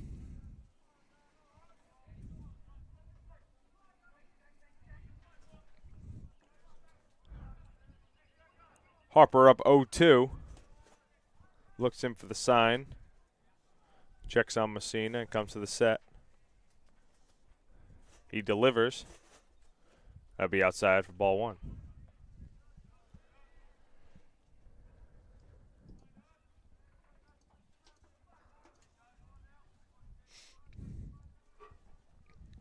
Harper came into the third inning to relieve Ben Bonavita, who only went 2 1/3 innings. Harper's been going strong for Roger Williams.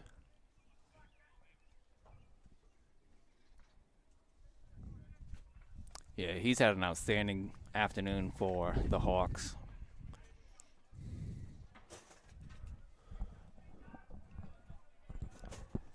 The 0-2 again. And that'll be a called strike 3. Harper went to the slider, caught the outside corner. And that'll be the first out of this inning.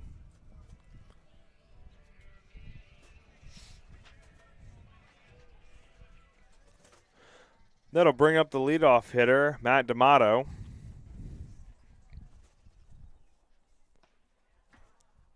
He'll take a ball outside, start the AB.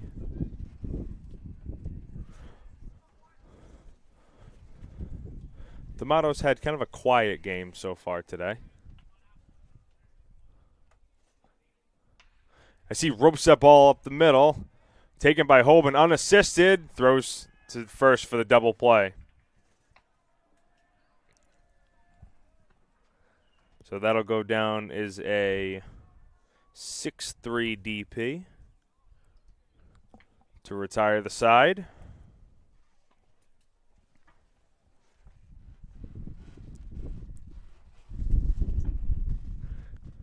Seahawks strand one in that half of the inning.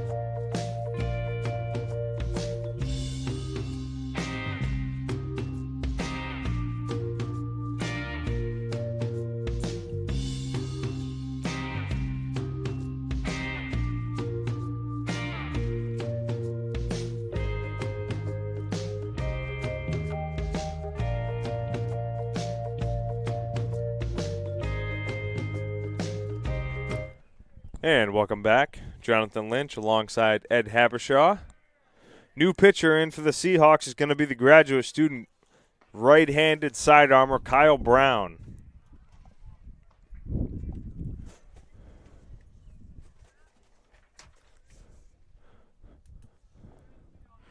And he will be tasked with facing Tyler Cedeno to start the inning. As he starts him out with a strike right here. Before the season, Kyle Brown was announced to be one of the Seahawks captains. He's one of the more vocal guys that the team has. Big hype guy. You can't get any more who's more supportive of his teammates than Kyle Brown.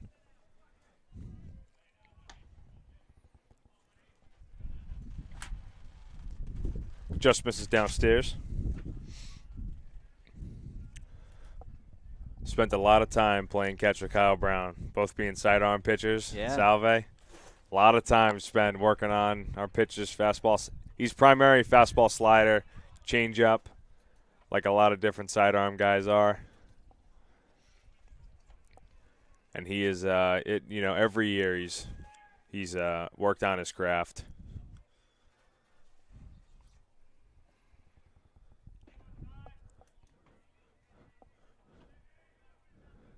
The 2-2 from Brown. Swung on to Breen at shortstop. He collects. Throws over to Canoe. Quick out number one for Brown.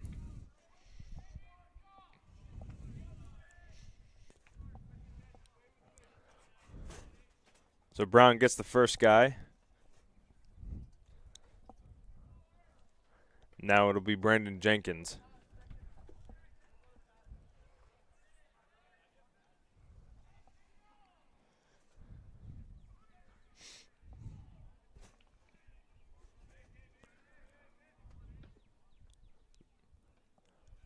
Slider misses outside for ball one.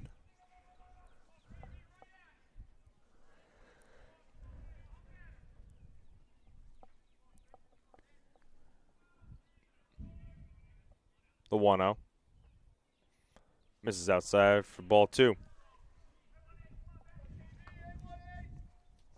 So similar sidearm delivery, similar nickname. You just add the IE to Lynchy and to Brownie. That's right. Brownie, Lynchy, as he misses in for ball three. This will be Brown's second appearance on the season. Kind of a shortened season because of COVID, unfortunately.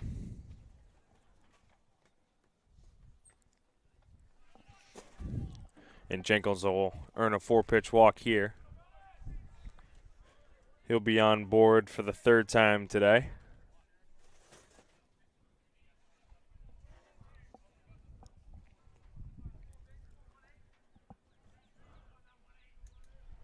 Next up will be the catcher, George Summers.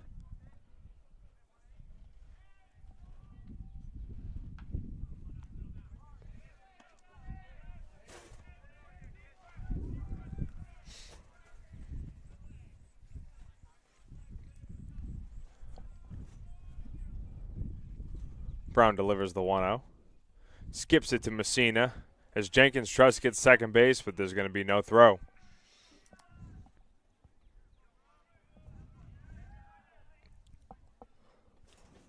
So Jenkins will advance to second base on the wild pitch.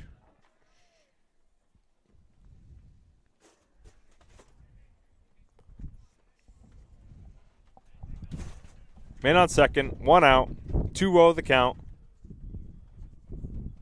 And Brown gets the outside part of the plate.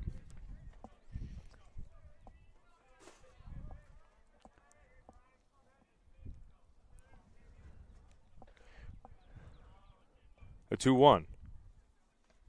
And that's in there for a called strike two.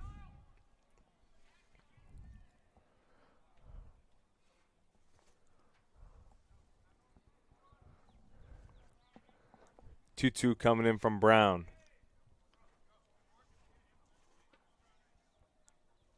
Swung on to Canoe. It's going to be covered by Brown. Flips over, and Summers will be retired. Well done there by the veteran. Great PFP. It's 5 years of PFPs from Brown. and he did not disappoint whatsoever.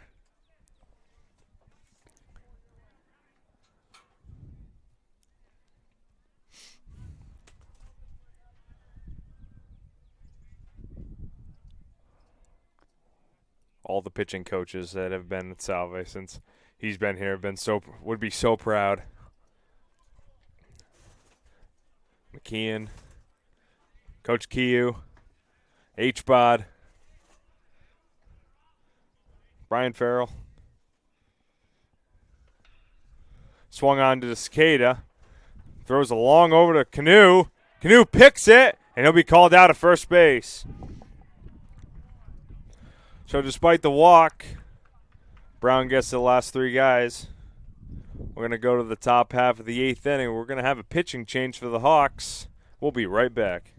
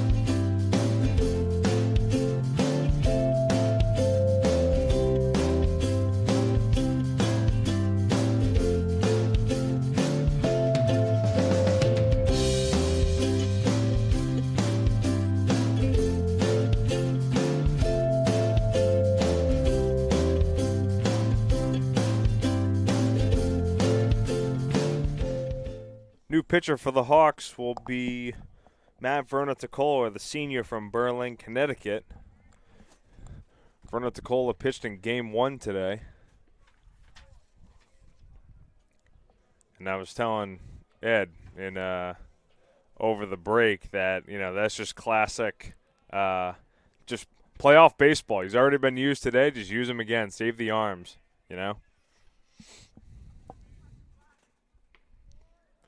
As he gets a first called strike on Beniers. Beniers has been hit by a pitch. He's flown out, and he is grounded out today. Another speed guy for Salve who's been... Oh, he's going to get the hit by pitch here, I think. Or not. Foul. Was that called foul? I think so. The home plate umpire came out from behind the catcher and... Huh. Yeah, Scoreboard reads 0-2. Yep. We will see. As that'll bounce.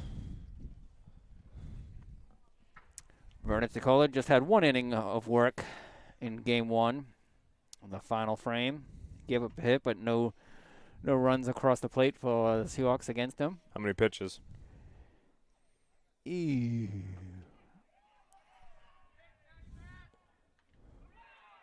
Safe, off the bag. Massaro stabbed that ball at third base.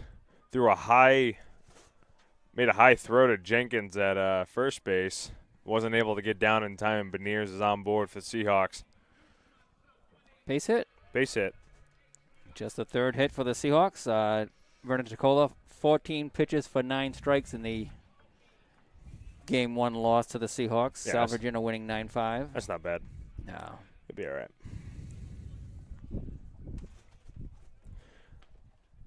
That'll bring up the left fielder, Dylan Ketch,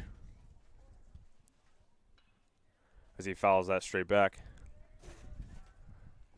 Catch has also been pretty quiet today. A couple line outs and a ground out.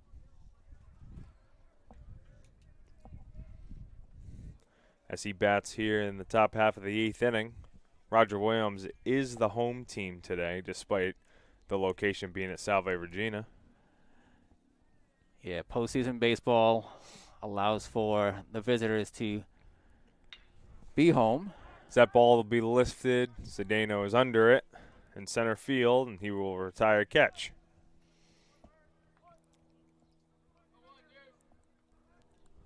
So one down in the top half of the 8th inning.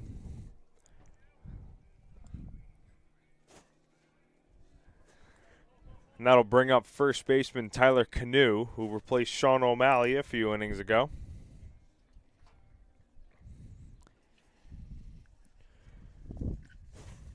Canoe, the sophomore. From Schenectady. Schenectady, New York.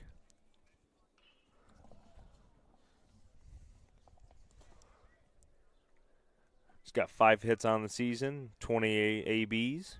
He's got a home run this season.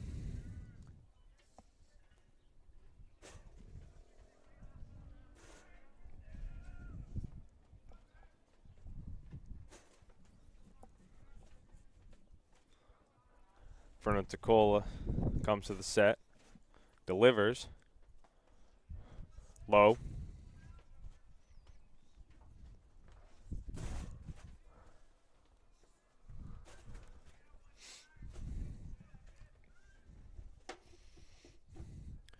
In his first season last year with the Seahawks, Canoe started a good amount of games, even though it was cut short.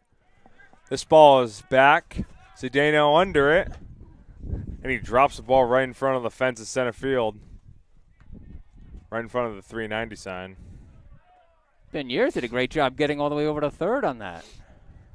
I'm sure he could only go halfway. It was in his glove and then out.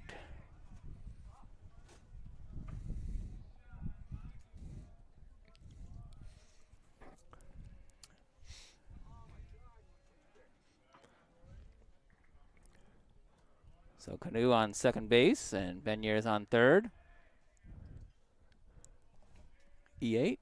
E8. Yeah. Yeah. Right in his glove and right out. Nobody's angrier than Cedeno on that.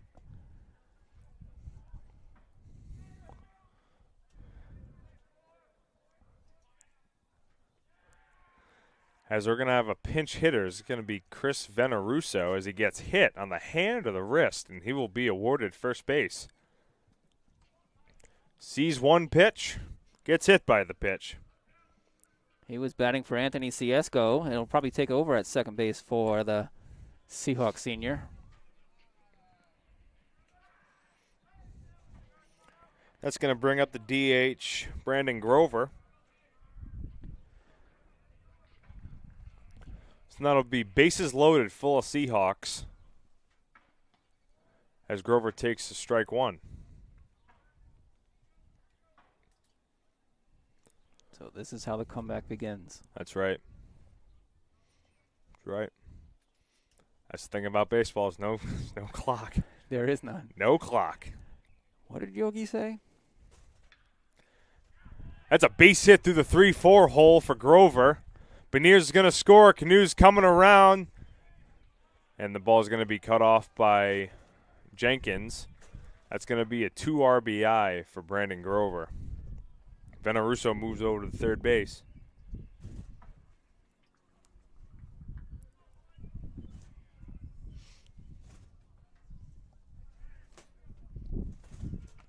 Good piece of hitting right there by Grover. Not trying to do too much, just getting it through the 3-4 hole. And he'll be awarded with 2 RBIs.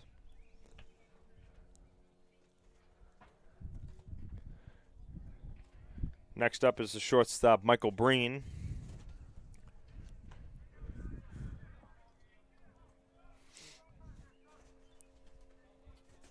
Breen looking to keep the line moving, as some coaches would say, as that's going to be a great dirt ball read by Grover.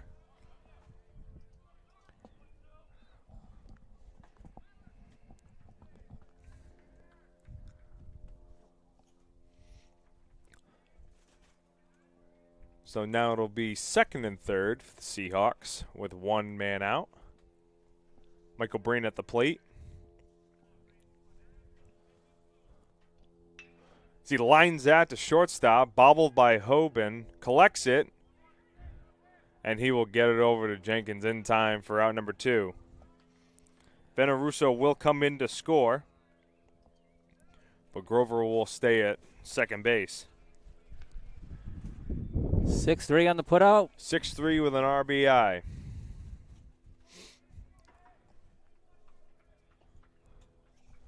Third run for the Seahawks in the top half of the 8th inning.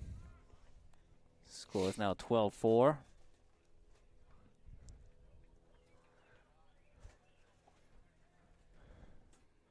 And now we might be getting a pitching change for Roger Williams right here. And these runs are unearned. Number 27 is going to come into the game.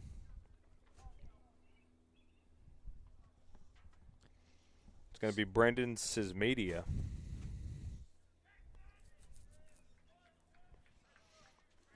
Who's a freshman from Trumbull, Connecticut.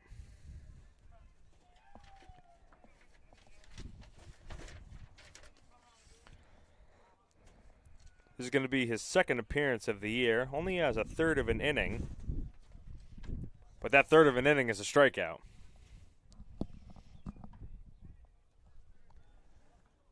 Not bad. Not too shabby. While he does his warm-up pitches, we'll take a quick break.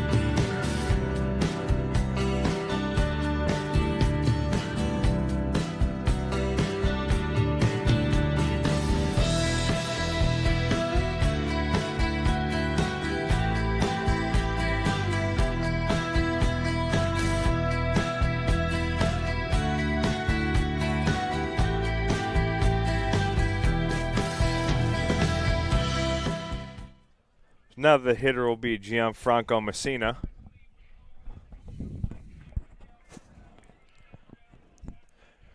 With 2 down in the inning, Brandon Grover remains at second base.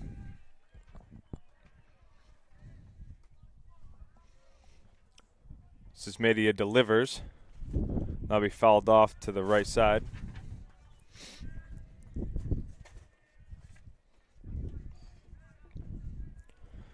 Messina relieved Dylan Ketch a few innings ago from catching, as Ketch moved to left field. It's good to get out of that crouch position. Definitely. Another foul ball off to the right side. It'll be 0-2.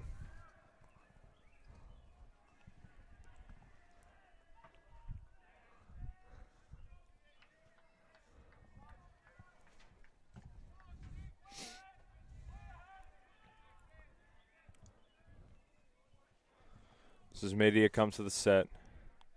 Delivers. Ball in the dirt. Grover's going to try for 3, and he gets there safely.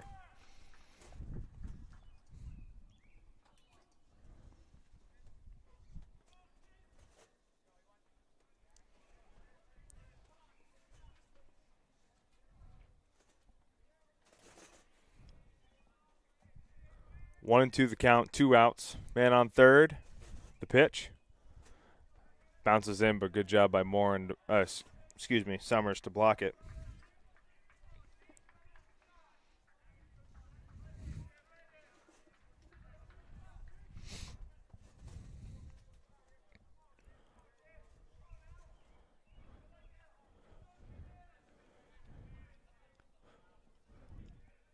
The 2-2 pitch. Swung on, hit to third. Collected by Massaro. Throws over to Jenkins in time for out number 3.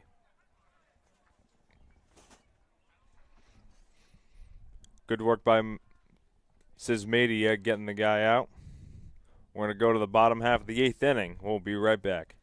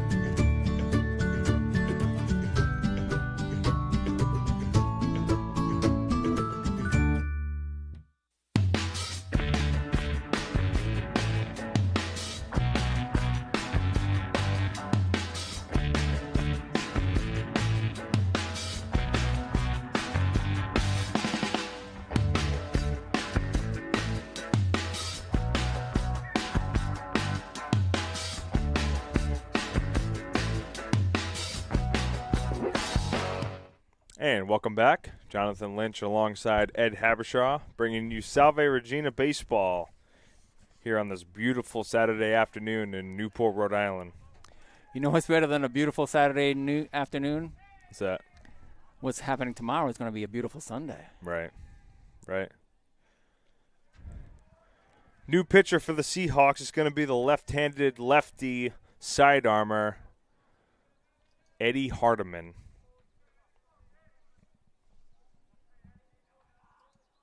I realized I just said left-handed lefty side armor. Redundancy. That was redundant, yeah.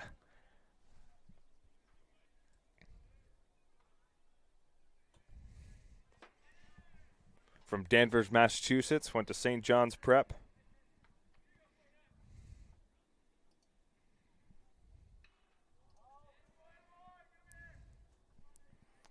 And defensively, we have Tyler Petrosino taking over for Dylan Ketch in the left field. Veneruso remains at second after pinch hitting for Anthony Ciesco. This will be Hardiman's second appearance, 0 ERA. Swing and a miss. It's a strikeout and not a throwout.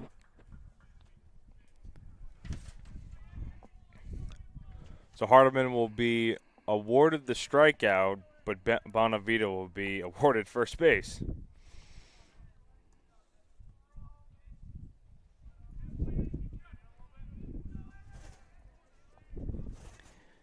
Did you ever experience a lot of those as a pitcher?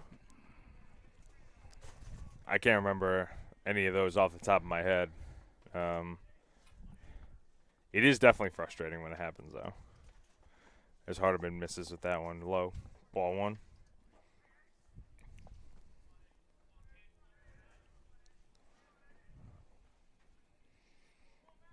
That'll be Hardiman's first strikeout of the year as he throws over to Canoe.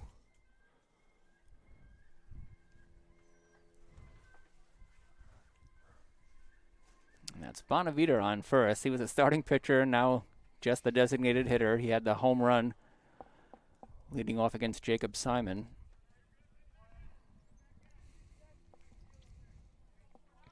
Hardiman falls behind 2-0.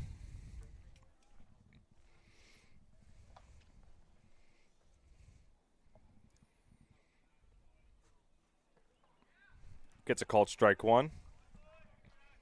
Massaro's 1 for 3 on the day. He scored twice.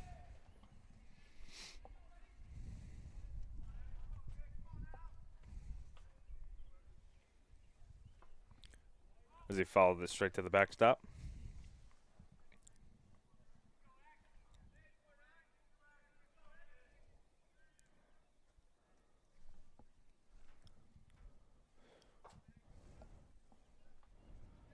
Hardiman looks in for the sign, comes to the set. Delivers a 2-2. Ground to the second baseman, Veneruso. Flips the Breen, but it will only get one. Good job by the middle infield getting the front end.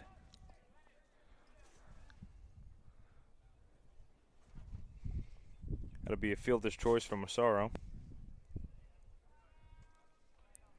4-6 on Bonavita. He's off the base paths. So whoever wins this pod right here, this is pod A, will play the winner of pod B next week. And pod B is between Endicott and Suffolk. Endicott won the first game 5-4, and now they have a comfortable lead. Endicott has a comfortable lead of 21-5 against Suffolk in the top of the 9th inning. As D'Amato camps under that fly ball. Yeah, I would say 21-5 is very comfortable. I would think so. It's not as comfortable as 28-3. Ooh, wait a minute. That rings a bell. Rings a bell. That's right. In football terms, That's anyway. Right. There's a lot of people mad on this telecast if they're not Patriots fans. I could be one of them. I'm a Las Vegas Raiders fan. I actually saw that on the iPad, and I had forgotten about that. Oh, yeah. I saw the draft picks for Las Vegas. I'm like, what? Yeah, it's set. My alerts are all set. It's random. So who'd we get? I think it was a 5th round. I mean, who'd they take in the first round? I don't even remember. Once the Patriots got Mac Jones, I went right to bed. There you go. A lot of people did as well.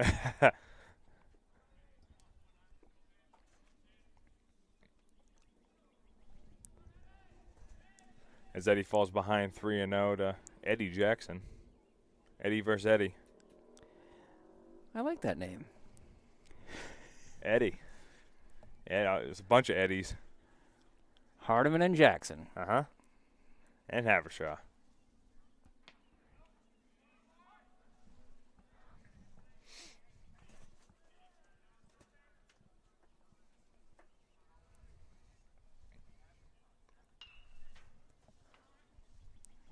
Veneruso bobbles, but he gets it over to Canoe for the 3rd out of the inning. We go to the top half of the 9th inning. We will be right back.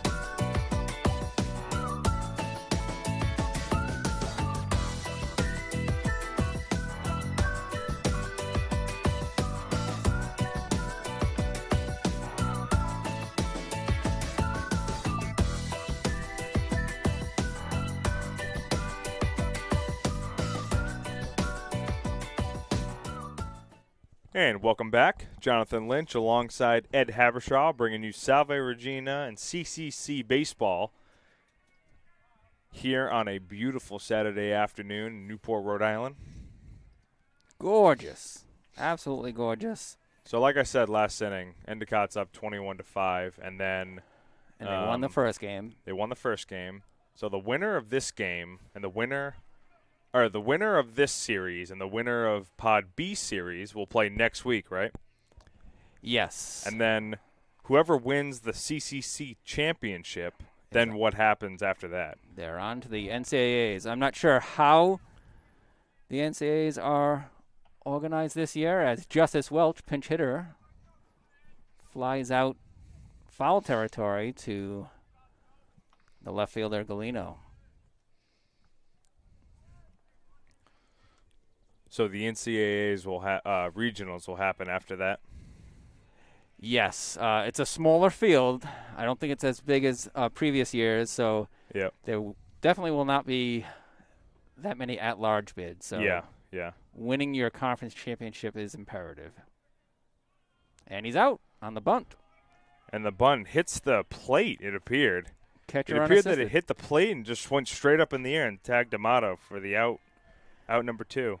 So this is 2 unassisted. yes, You don't see that very the often. very rare 2 unassisted.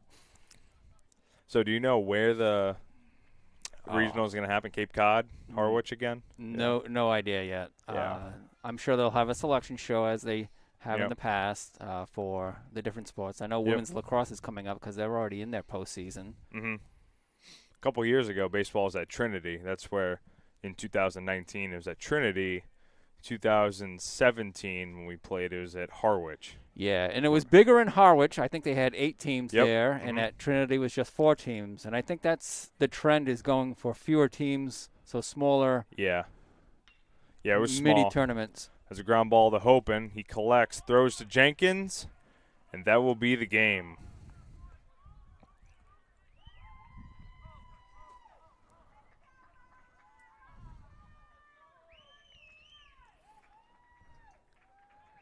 The Seahawks take game 1 earlier today, and the Hawks will take game 2 with a 12-4 victory.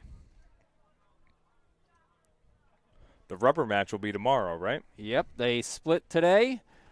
So Sunday, May 2, I believe it'll probably be a noon start.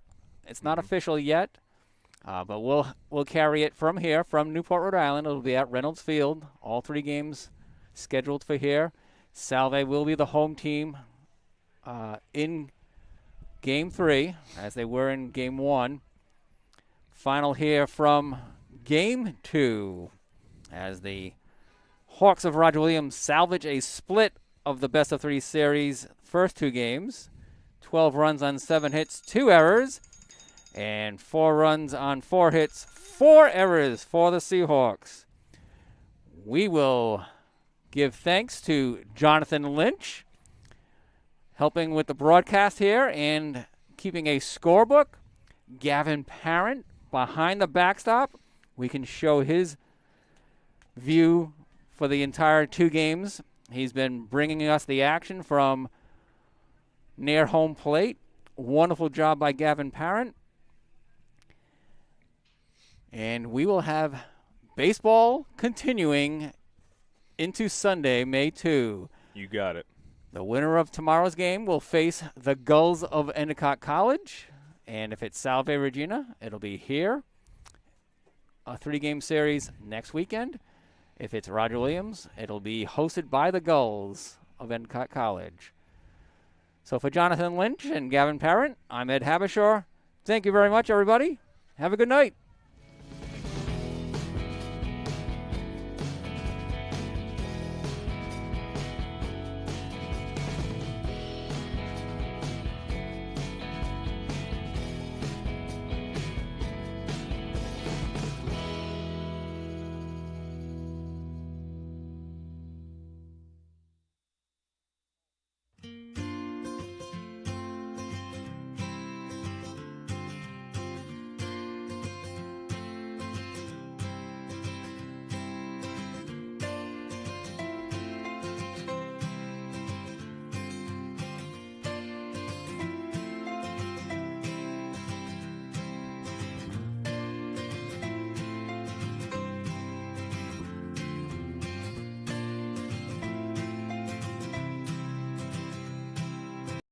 Hi, my name is Eric Sorella. I'm the head baseball coach at Salve Regina University. I'm a 2005 graduate from the school. I'm also in the Athletic Hall of Fame. In the history of the program, we've won 10 Commonwealth Coast Conference championships. In my 8 years here, in 6 seasons, we've won 3 CCC championships and advanced to 3 NCAA regionals. I think one thing that separates this program is the challenging schedule we play year to year.